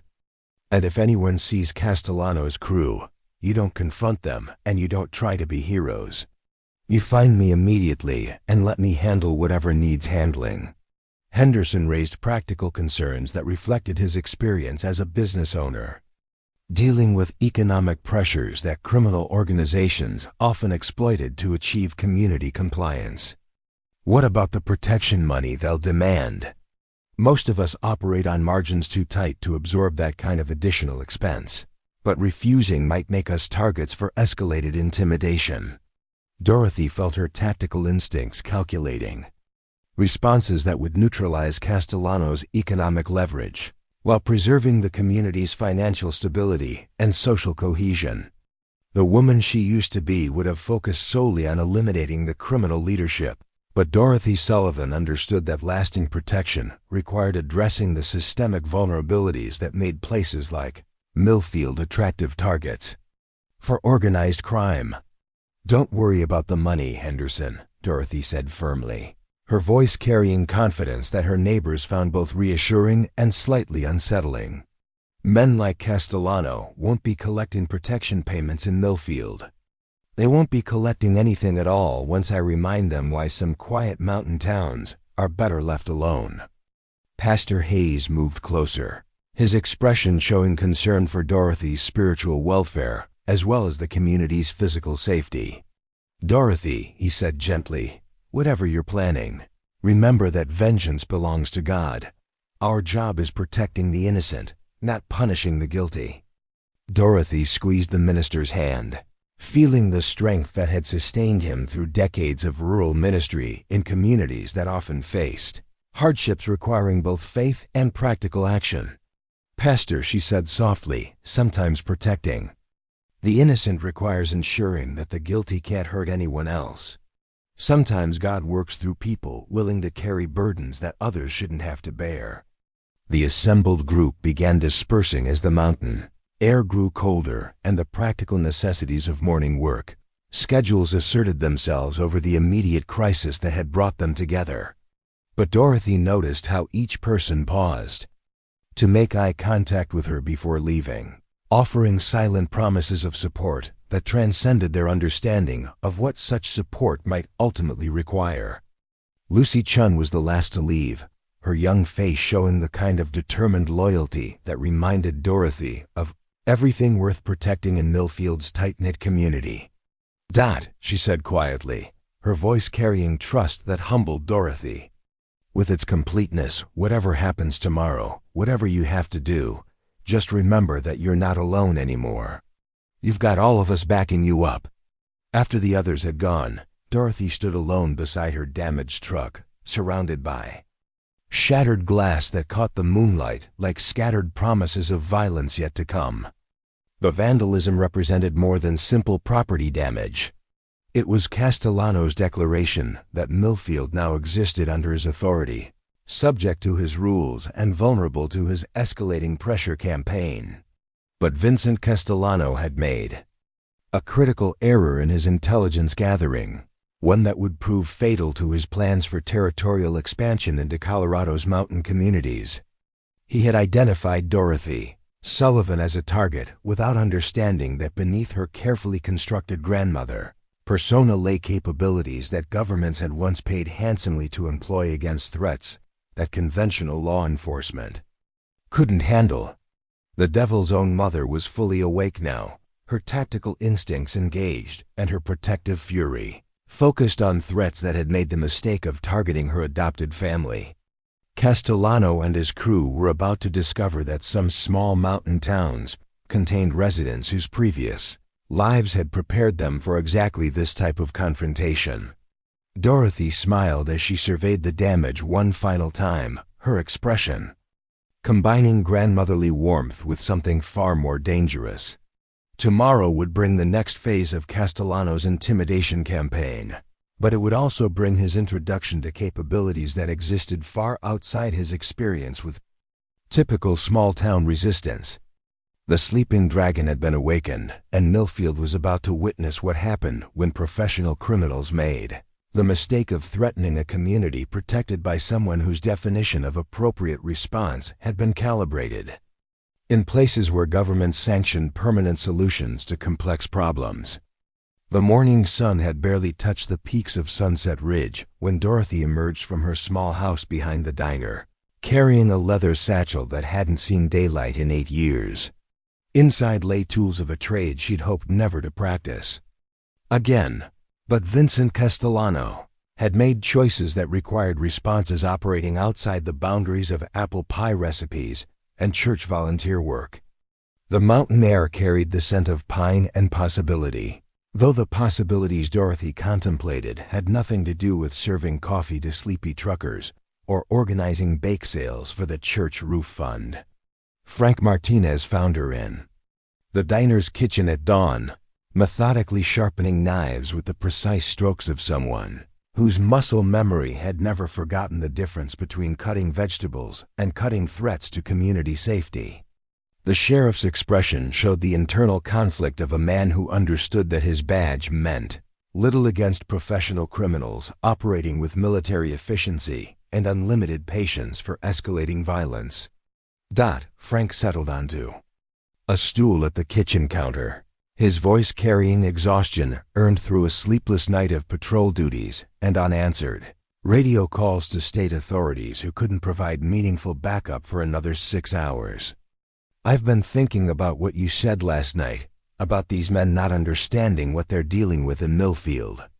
Dorothy continued her knife maintenance with steady hands, each blade receiving attention that went far beyond culinary necessity. "Frank, honey," she said quietly, her voice carrying undertones that made the sheriff's hand drift unconsciously toward his service weapon. "Sometimes people spend years building new lives on top of old skills. Sometimes circumstances force them to remember capabilities they'd hoped to keep buried." The words hung in the kitchen air like smoke from gunpowder, carrying implications that Frank's law enforcement training had prepared him to recognize, but not necessarily to accept from a grandmother who served the best coffee in 3 counties. He studied Dorothy's face with the intensity of someone trying to reconcile contradictory evidence about a person he'd thought he knew completely. "Dorothy," Frank said carefully, measuring each word like ammunition, "exactly what kind of skills are we talking about here?" Dorothy set down the paring knife she'd been honing to surgical sharpness, meeting the sheriff's gaze with eyes that suddenly held depths he'd never noticed during 8 years of morning coffee routine. "The kind of skills that governments pay for when diplomatic solutions prove inadequate," she said simply. "The kind that leave no witnesses to complicate official reports or embarrass people who sign authorization papers from comfortable offices in Washington." Frank felt ice form in his chest as he absorbed the implications of Dorothy's words, recognizing that his quiet diner owner possessed a history that intelligence agencies kept classified for reasons extending far beyond national security concerns. The woman who'd baked birthday cakes for half the children in Millfield had once operated in shadows, where problems were solved through permanent applications of precisely applied violence. "How many?" he asked quietly, though he wasn't certain he wanted to know the answer. Dorothy resumed her knife sharpening with movements that spoke of countless repetitions in circumstances where blade maintenance meant survival rather than kitchen efficiency. "Frank," she said gently, "some numbers are too large for good men to carry. Some knowledge changes the people who possess it in ways that can't be undone through confession or forgiveness." Before Frank could respond, the sound of vehicles approaching drew their attention toward the diner's front windows.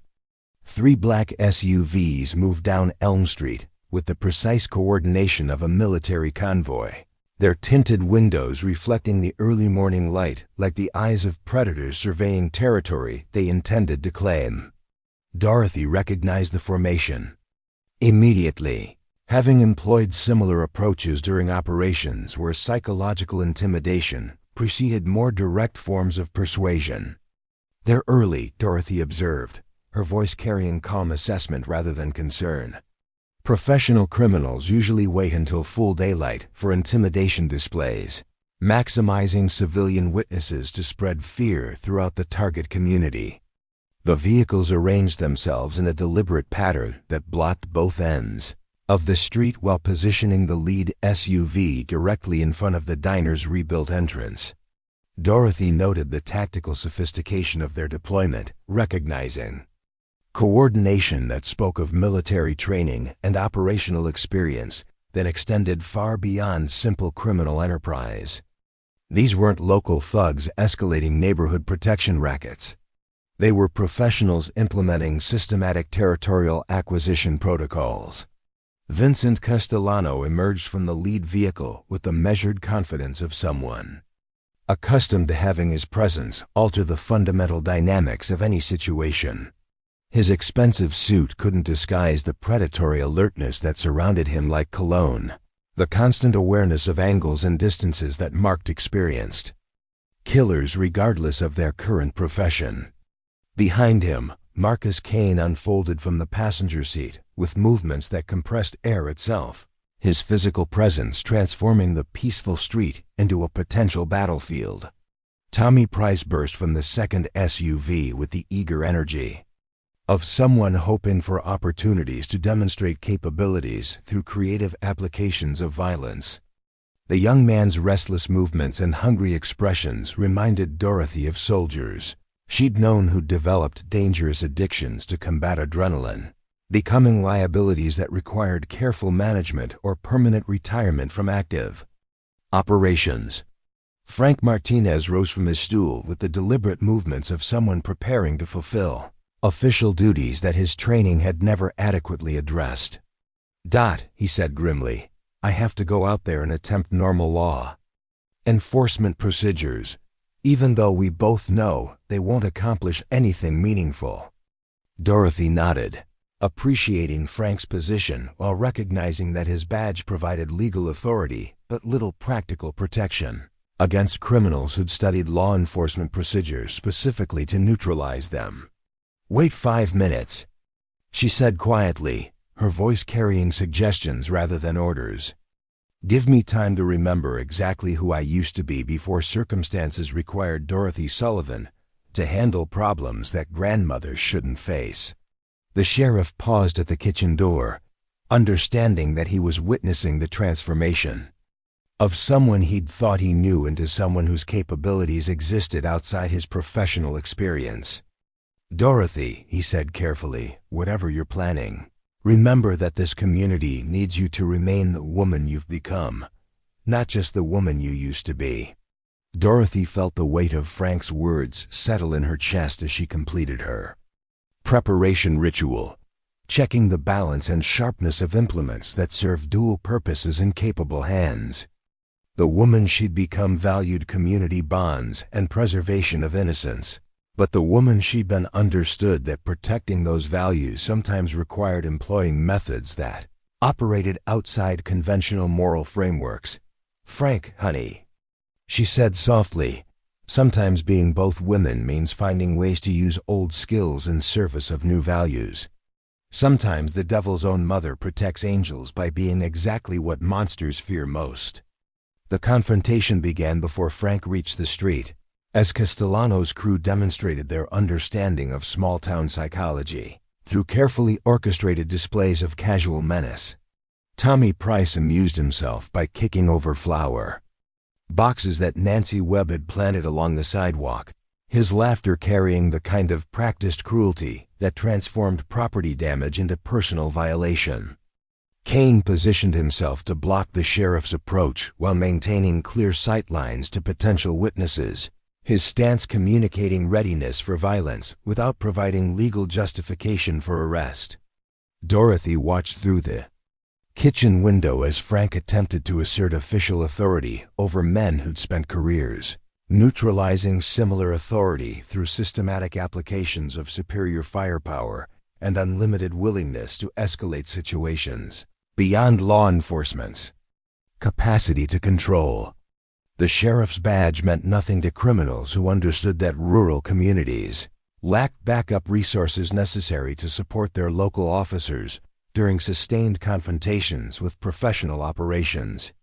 "Good morning, Sheriff." Castellano's voice carried the mock courtesy that transformed politeness into insult, clearly audible through the diner's windows.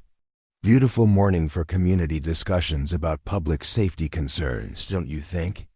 Frank positioned himself with his back to a lamppost, providing minimal cover while keeping his service weapon accessible without appearing overtly threatening.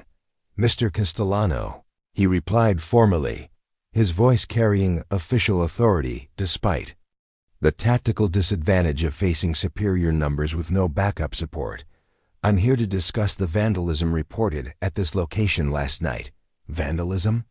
Castellano's expression showed exaggerated surprise that fooled no one while providing plausible deniability for any recording devices that might document their conversation. "Sheriff, surely you're not suggesting that law-abiding visitors to your community would engage in destructive behavior?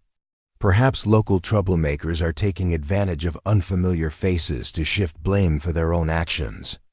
Dorothy felt ancient instincts engage as she analyzed the verbal sparring that preceded physical confrontation. Recognizing patterns she'd employed during operations where establishing psychological dominance determined mission success without requiring lethal force applications. Castellano was probing Frank's responses, measuring the sheriff's capability and resolve while demonstrating superior resources to any civilians who might witness their exchange. Kane moved closer to Frank with the fluid grace of someone whose physical capabilities had been honed through years of professional violence. His positioning suggested casual conversation, while creating tactical advantages that could be exploited instantly if situations required direct action. The big man's presence alone transformed routine law enforcement interaction into potential life-or-death confrontation, forcing Frank to calculate odds that heavily favored criminals with extensive combat experience. Tommy Price continued his destruction of community property with escalating enthusiasm, his actions designed to provoke responses that would justify Castellano's crew in demonstrating their capacity for overwhelming retaliation. The young man's obvious enjoyment of casual cruelty marked him as the most dangerous member of their team, lacking professional restraint that might prevent situations from escalating beyond intended parameters. Dorothy recognized the moment when official procedures proved inadequate for protecting the community she'd grown to love over 8 years of determined domesticity. Frank was outgunned, outnumbered, and operating under legal constraints that his opponents ignored completely, leaving him vulnerable to criminals who understood that rural law enforcement lacked resources necessary to challenge systematic intimidation. Campaigns. The kitchen door opened silently as Dorothy emerged into the dining room, moving with fluid grace that spoke of muscle memory honed in places where hesitation meant death. She carried a coffee pot in one hand and wore the gentle smile that had greeted thousands of customers over 8 years of morning routine. But something fundamental had changed in her bearing, transforming the sweet grandmother into something that predators recognized instinctively as apex competition. "Gentlemen," Dorothy's voice carried across the street with warm hospitality that somehow managed to command immediate attention from everyone within hearing range. "I see you're back for that business discussion we mentioned yesterday. Why don't you come inside where we can talk more privately?" Castellano turned toward the diner entrance with the calculating assessment of someone evaluating tactical situations for potential advantages or hidden threats. His experience with small-town intimidation campaigns had taught him to expect cowering compliance from elderly business owners, not confident invitations that suggested preparation for serious conversation. "Mrs. Sullivan," he replied smoothly, his voice carrying undertones that transformed courtesy into barely concealed menace. "How thoughtful of you to invite us in. I was just explaining to Sheriff Martinez here that community safety requires professional attention from people who understand how dangerous the world can be for unprotected places." Dorothy smiled with grandmotherly warmth that somehow made hardened criminals feel uneasy without providing rational justification for their discomfort. "Of course, Mr. Castellano," she said gently, moving to hold the door open for men who suddenly found themselves accepting invitations they hadn't intended to consider. Sometimes professional attention comes from unexpected sources, especially in communities that value protecting their own. Kane hesitated at the threshold, his combat instincts recognizing something in Dorothy's demeanor that didn't match her appearance or reputation. But Castellano's gesture of command overrode tactical caution in favor of maintaining operational momentum. The crew filed into the diner with the wariness of predators entering territory that might contain superior competition, their hands drifting toward concealed weapons with movements they probably didn't realize they were making. Frank Martinez followed them inside with his service weapon openly displayed, no longer concerned with maintaining diplomatic pretenses that had proven ineffective against criminals, who viewed law enforcement officers as obstacles to be neutralized rather than authorities to be respected. His position near the door provided clear escape routes while maintaining sight lines to all participants in whatever confrontation was about to unfold. Dorothy moved behind the counter with familiar efficiency, pouring coffee with steady hands, while her neighbor's safety hung in the balance. The routine actions provided comfort and normalcy in a situation that had escalated far beyond anything Millfield's residents had ever faced. But they also served tactical purposes that only someone with extensive operational experience would recognize as preparation for violence. "Coffee's fresh," Dorothy announced cheerfully, setting cups before men who had never encountered grandmothers, capable of transforming domestic routines into weapons deployment protocols. "I hope you gentlemen are hungry, because I've prepared something special for visitors who threaten my family." Castellano accepted his coffee with the practiced charm of someone accustomed to using social interactions to establish psychological dominance over potential victims. "Mrs. Sullivan," he said smoothly, "I think there may be some misunderstanding about our intentions here. We're simply businessmen offering services that help communities protect themselves from threats they might not even recognize." Dorothy's smile widened as she continued, serving coffee to men who were beginning to understand that their usual intimidation tactics weren't producing expected results. "Oh, I understand your intentions perfectly, Mr. Castellano," she said gently, her voice carrying grandmotherly patience mixed with something far more dangerous. "The question is whether you understand mine."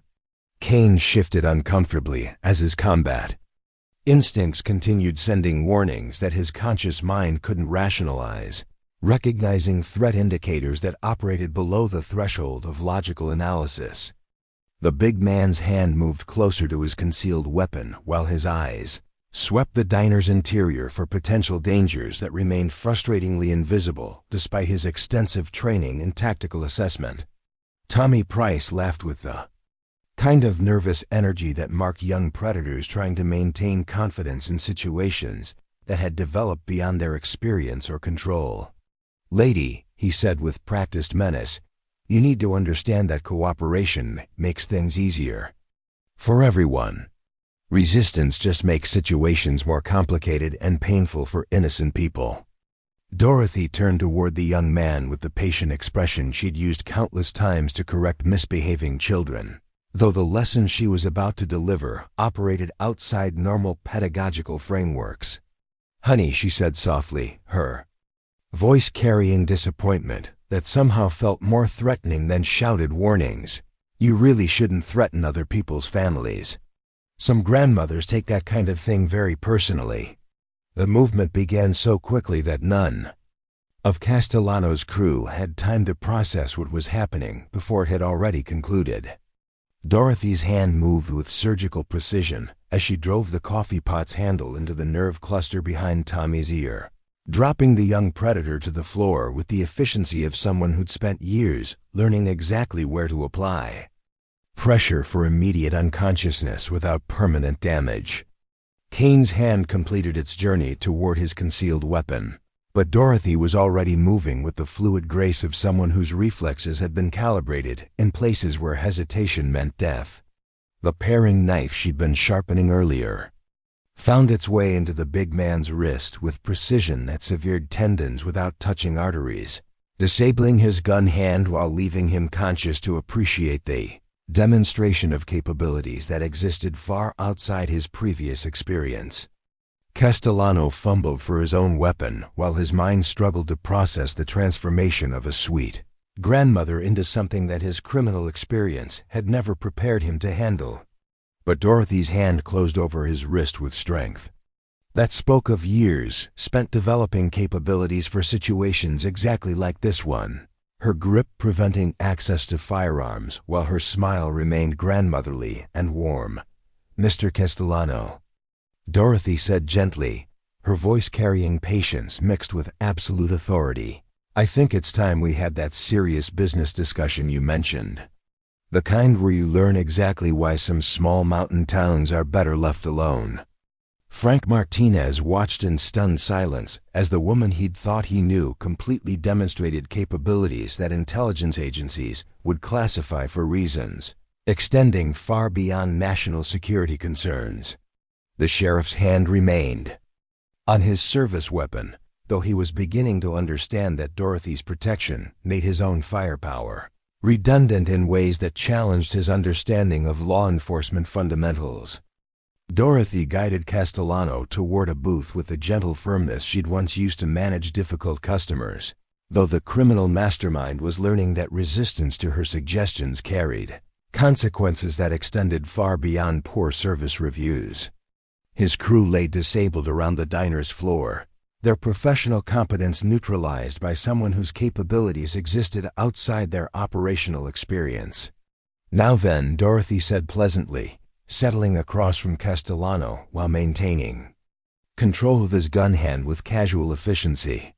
"Let's discuss your future plans regarding Millfield and similar communities throughout Colorado's mountain regions." Castellano's eyes showed the kind of desperate calculation that marked experienced predators suddenly finding themselves cast as prey, his mind racing through options that grew more limited with each passing second. "Lady," he said carefully, his voice showing respect that had been entirely absent during previous interactions, "I think you may have misunderstood our business model here." Dorothy's laugh carried genuine amusement, mixed with something that made hardened criminals reconsider career choices they'd previously thought were permanent. "Oh, honey," she said warmly, her grip on his wrist tightening just enough to remind him of her capabilities. "I understand your business model perfectly. The question is whether you understand mine." She leaned forward slightly, her voice dropping to the kind of whisper that carried more menace than shouted threats could ever achieve. "You see, Mr. Castellano, before I came to Millfield, I spent 23 years solving problems for governments that needed certain difficulties to disappear permanently. Problems like territorial expansion by criminal organizations, problems like systematic intimidation of civilian populations, problems like men who thought small towns were easy targets for professional predators." Castellano felt ice form in his chest as he absorbed the implications of Dorothy's words, understanding that his crew had attempted to intimidate someone whose previous profession had involved eliminating threats exactly like themselves. His experience with small-town resistance had never included encounters with retired government operatives, whose skill sets had been developed specifically for neutralizing organized criminal enterprises. Dorothy continued her explanation with the patient tone she'd used to teach Lucy Chun proper coffee brewing techniques, though the subject matter operated in realms far removed from restaurant management. "The nice thing about retirement," she said conversationally, "is that you get to choose your own missions. And protecting my family here in Millfield has become very important to me. Important enough to remember exactly why certain government agencies used to pay me so well for permanent solutions to complex problems." Frank Martinez approached the booth with movements that showed proper respect for capabilities he was only beginning to understand, his law enforcement training struggling to process situations that existed outside normal legal frameworks. "Dorothy," he said quietly, "what exactly are you planning to do with these men?" Dorothy smiled with grandmotherly warmth that somehow managed to terrify professional criminals more effectively than explicit threats of violence could ever achieve. "Why, Frank," she said cheerfully, "I'm going to give them exactly what they came here looking for, a comprehensive education about community protection services in small mountain towns." She turned back to Castellano with the patient expression she'd used countless times to explain menu options to confused customers, though the choices she was about to present operated in realms far beyond food service decisions. "Mr. Castellano, you have two options available to you. The first involves leaving Millfield immediately and never returning, while spreading word throughout your professional network that Colorado mountain communities are protected by resources that operate outside normal criminal expectations." Castellano nodded frantically, his criminal arrogance replaced by survival instincts that recognized superior predators when circumstances forced direct confrontation. "Yes, Mom," he said quickly, his voice showing respect earned through demonstration of capabilities rather than social courtesy. "That sounds like an excellent business decision." Dorothy's smile widened as she continued her explanation, her voice carrying the kind of gentle authority that made hardened criminals eager to comply with suggestions that might otherwise seem unreasonable. "The second option," she said conversationally, "involves providing federal authorities with detailed information about your organization's structure, operations, and future plans, followed by your permanent retirement from activities that threaten innocent communities." The criminal mastermind understood that Dorothy's second option contained implications that extended far beyond simple cooperation with law enforcement agencies, recognizing coded language that spoke of permanent solutions to problems that couldn't be resolved through conventional legal procedures. His experience with government operations had taught him that certain types of retirement were enforced through methods that left no opportunities for career changes or geographic relocations. Kane struggled to consciousness despite the professional precision of Dorothy's nerve strike, his combat training attempting to assess tactical situations that had developed far beyond his crew's ability to control or escape.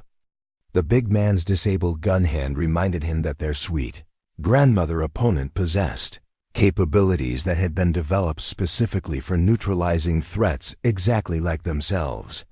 Tommy Price remained unconscious from Dorothy's demonstration of pressure point techniques, his young predator's arrogance temporarily neutralized by someone whose expertise had been calibrated in places where governments authorized permanent solutions to complex criminal problems. His breathing remained steady, though Dorothy's precision had ensured that his criminal career would include lasting memories of consequences that attended threatening innocent communities. Dorothy released Castellano's wrist while maintaining eye contact that communicated readiness to resume physical persuasion if his compliance proved temporary or insincere.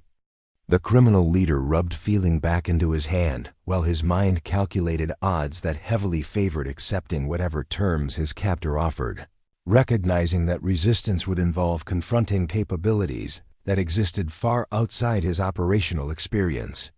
Frank Martinez documented the encounter with his cell phone camera, creating official records that would support whatever reports proved necessary to explain Castellano's crew's sudden departure from Millfield without requiring detailed explanation of Dorothy's methods or background. His law enforcement training had taught him that some solutions operated most effectively when their specifics remained classified for reasons extending beyond normal legal considerations. Lucy Chun appeared in the diner's doorway with her backpack ready for another day of school, her young face showing confusion at finding unconscious criminals scattered across the dining room floor while Dorothy served coffee with her usual cheerful efficiency. The girl's presence reminded everyone that Millfield's protection required preserving innocence rather than simply eliminating threats. "Morning, Lucy," Dorothy called cheerfully, moving to intercept the teenager before she could approach the booth, where serious business discussions continued between retired government operatives and temporarily cooperative criminal organizations. "Why don't you take the day off from work, honey? I've got some cleanup to finish here before regular customers arrive." Lucy nodded with the wisdom of someone who'd learned to trust adult warnings without requiring detailed explanations, though her sharp eyes registered enough details to understand that serious problems were being resolved through methods that operated outside normal community procedures. The girl gathered her things and departed quickly, leaving Dorothy free to conclude business negotiations without civilian witnesses to complicate official reports. Castellano signed documents that Frank Martinez had prepared with surprising efficiency, legal agreements that transferred ownership of certain criminal assets to federal authorities while formally dissolving organizational structures that had threatened Colorado mountain communities. His signature carried the weight of someone who understood that cooperation offered significantly better survival prospects than resistance against retired operatives, whose capabilities had been developed for exactly these situations.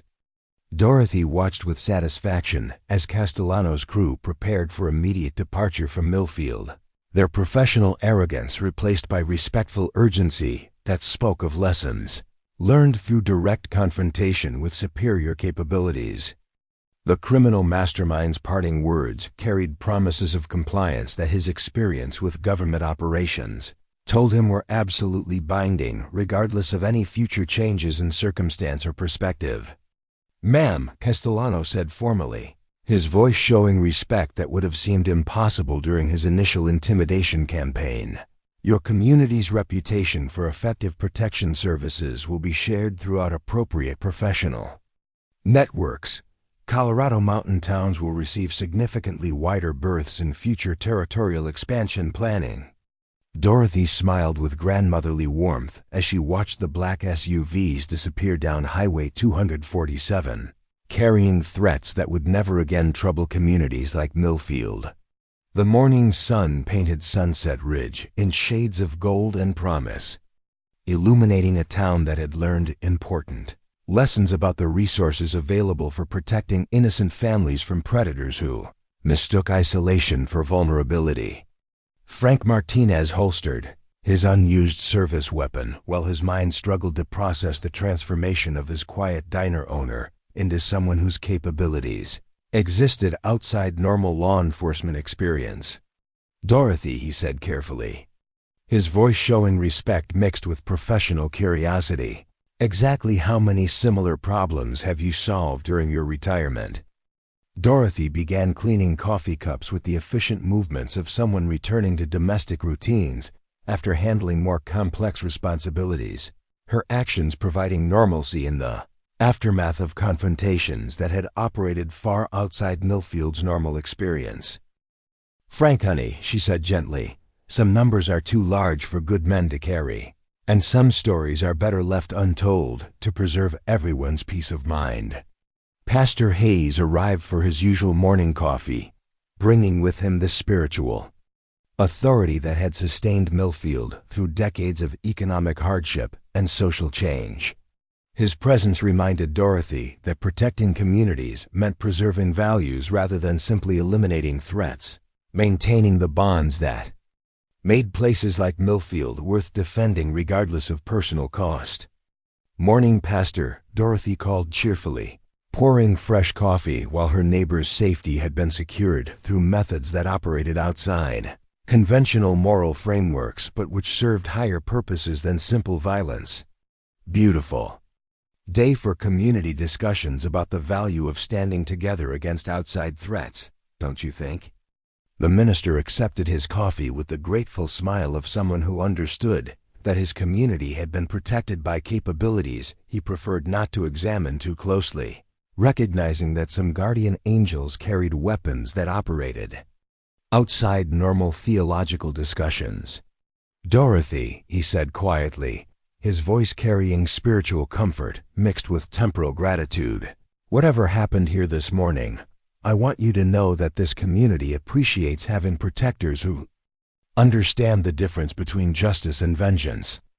Dorothy felt warmth spread through her chest as she absorbed Pastor Hayes's words, understanding that she had successfully employed old skills in service of new values without losing either the capabilities that made protection possible or the relationships that made protection meaningful. The devil's own mother had awakened to defend angels, and Millfield remained a place where children could grow up safe from predators who mistook gentleness for weakness.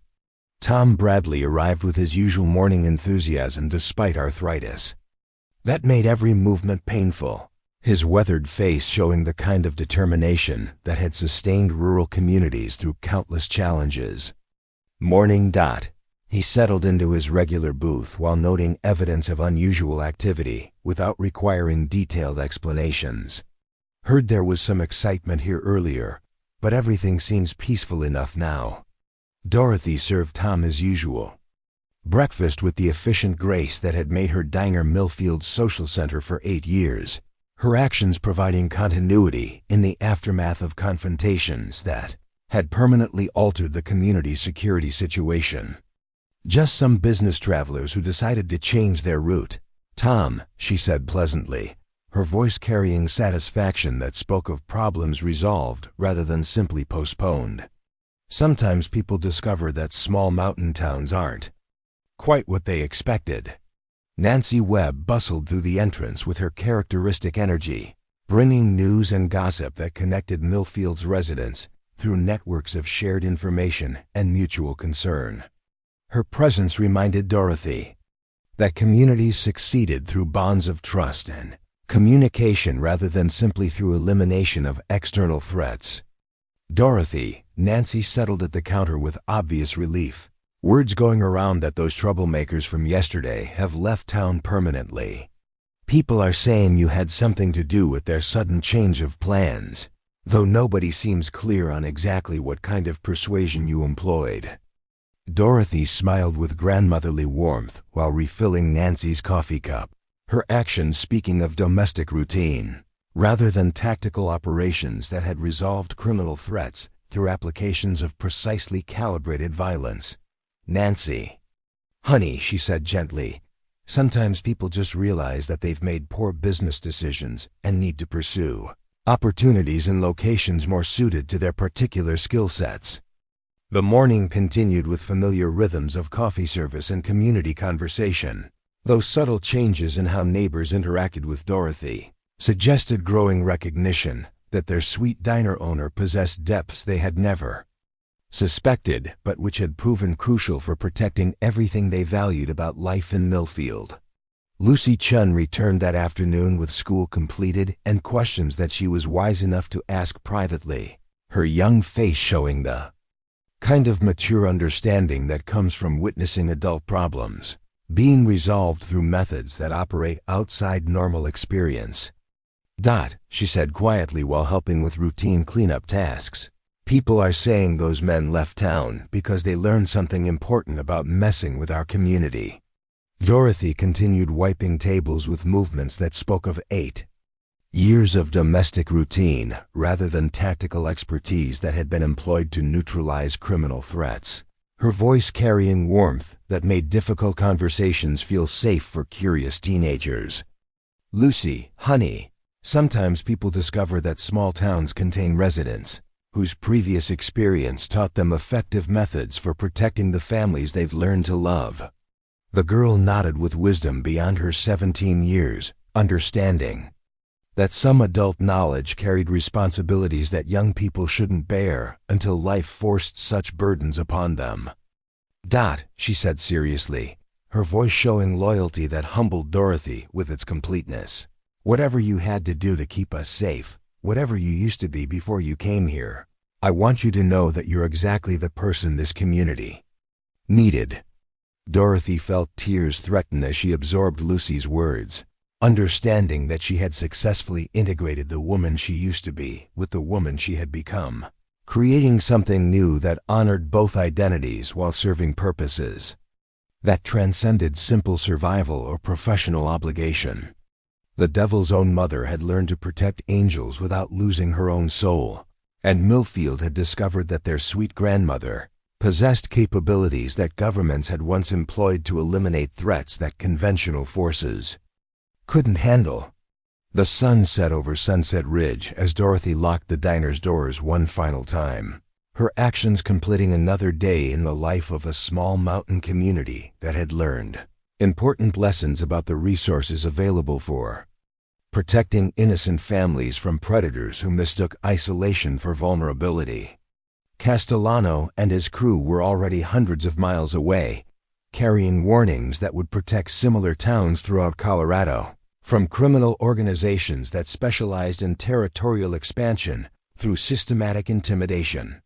Frank Martinez approached with his evening patrol report, his expression showing professional satisfaction, mixed with personal relief that his community's protection no longer depended solely on his limited resources and delayed backup from state authorities.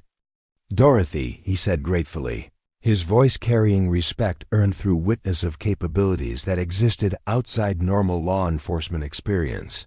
"I don't know how to thank you for what you did today." Dorothy smiled with grandmotherly warmth. While adjusting the diner's closed sign, her actions speaking of routine rather than tactical operations that had permanently altered Millfield's security situation.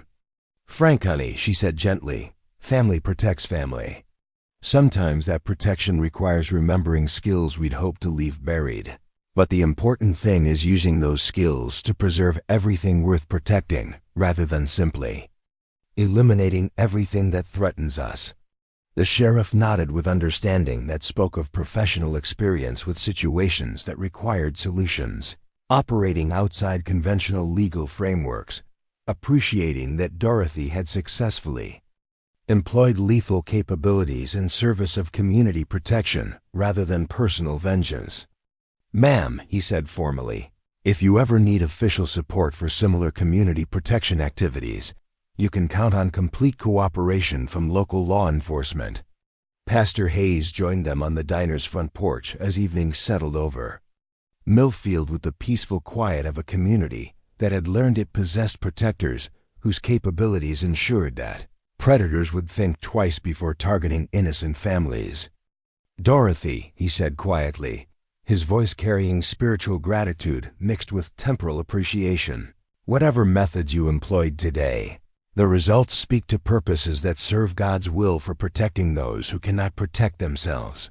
Dorothy felt peace settle in her chest as she looked out over the town that had become her home, understanding that she had found ways to honor both the woman who had once solved problems through precise applications of government-sanctioned violence, and the woman who had learned to value community bonds above professional obligations.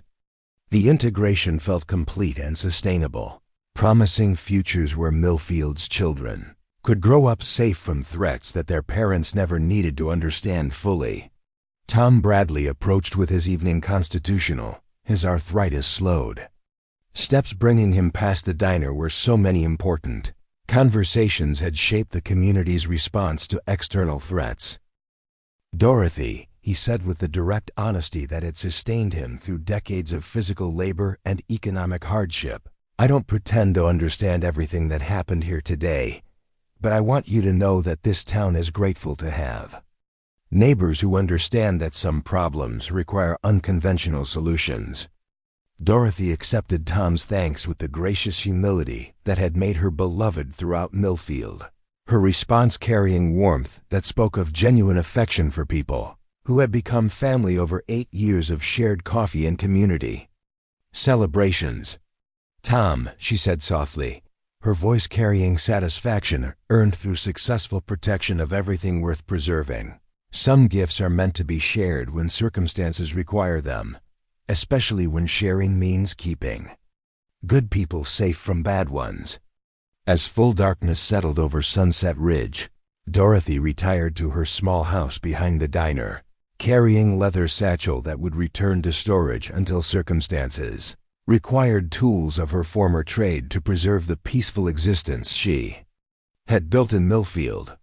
The woman she used to be had awakened long enough to protect the woman she had become, creating integration that honored both identities while serving purposes that transcended simple survival or professional obligation.